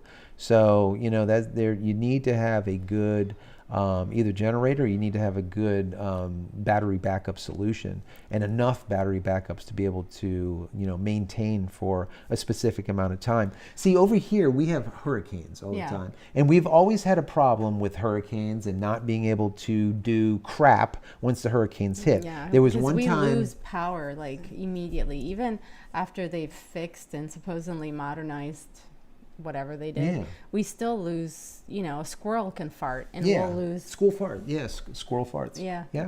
We've seen that happen. It happens, and we were without power like 2 weeks. I think I saw a squirrel that was lactose intolerant, farting like crazy. I've seen it before. Where do you come up with I don't know, stuff? but I've seen it. You see? Yeah. No. So the lactose intolerant squirrel who farted. Should we get a shirt of that? A squirrel farting? I think that'd be good. Flatulent. I think that we need to finish. Squirrel. We need to get out of here. I'm trying to lose my shit. I don't. Yeah. Oh my god. But anyway, so hurricanes are a problem in this. How did you go from hurricanes to a lactose intolerant squirrel? I don't friggin' know. You're nuts. But we do get a lot of hurricanes, and so solar is something that we're looking into. And I think it's a good. We have a lot of projects that we just don't have time to do. We have a golf cart that has 6 lead acid batteries in it that weighs like 10,000 pounds, but it works. It works, and I'm really thinking about using it as a power supply. I'm like, these are lead acid golf cart batteries, right? Deep cycle batteries. That's exactly what you need for the project that I'm talking about. But what I want to do is I want to do it in lithium. So it's really lightweight, without the acid, without any kind of fumes, without having to deal with water and a lot of other things. So anyways. So Reiki says, I have Dish Network and Fox 30 has been blacked out since last December. Is there anything I can call to complain? Because I don't know who it is to blame, Dish or the channel. Okay, so usually with this situation, it's because the channels, the company, right, doesn't want to pay Dish whatever it is that Dish has upped their ante. You know. So and really there's nothing you can do. No, I mean other than what? Get YouTube TV, and then you can have all the Fox channels. Yeah, get IPTV, get YouTube TV, or any it'll other, be cheaper. Any other any other IPTV that you can find. Use Starlink or any other data that you have, like we did, and literally just tell Dish Network to take a long frickin' walk off a short bridge, or DirecTV. Tell them to take that same walk, holding hands. Okay, that's probably your best bet. Because these people have been raping people for so many years that they need to lose their base. And I think they are losing their base. As more and more people get fiber, fast access, once you have unlimited internet, you don't need these people anymore. And the people in the rural areas like we do, that were on the other side of the train tracks, on the other side of the digital divide, that didn't have high-speed internet access, that now do with Starlink, now all of a sudden we can actually tell these people to take a hike. Yeah. And it's fantastic. It feels great. It was great. It is fantastic. It is. Anyone else? What camera are you using to do the stream? Okay, so right now over here we have a Canon EOS R. Up here we have a Sony ZV-1. And over there, which is currently not actually streaming, but is connected, is an 80D. I have like 12 cameras. So those are the ones that just work good for what I'm doing here. But, for this type of thing, you can use any of that. The main thing is the Sonys and the Canons do really, really well when it comes to locking in on the eyes. And that is really important. Jay Gudmunder said, title for episode, Farting Squirrels on Flat Earth. I like that. Who said that? Jay Gudmunder. Jake, I thank you so much for That's that. I great. really like that. That's good. That's Farting it. squirrels On flat Earth. on flat Earth. Looking up and seeing a flat cheese moon with no satellites. I can't. I like that. Okay, I I think we think do that's it. We're done. I think that's it. Yeah. Guys, thank you so what much. Did we win? I don't know.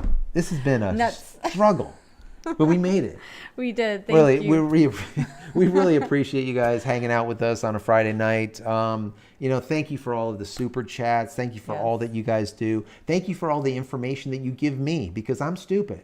And a lot of you guys give me a lot of really good information. Then I can tell you or tell everyone else this information. I get a lot of emails. And if you guys want to email, you can email over at that email that I gave you for PayPal. You can email me there also. You can DM me through Twitter or through wherever.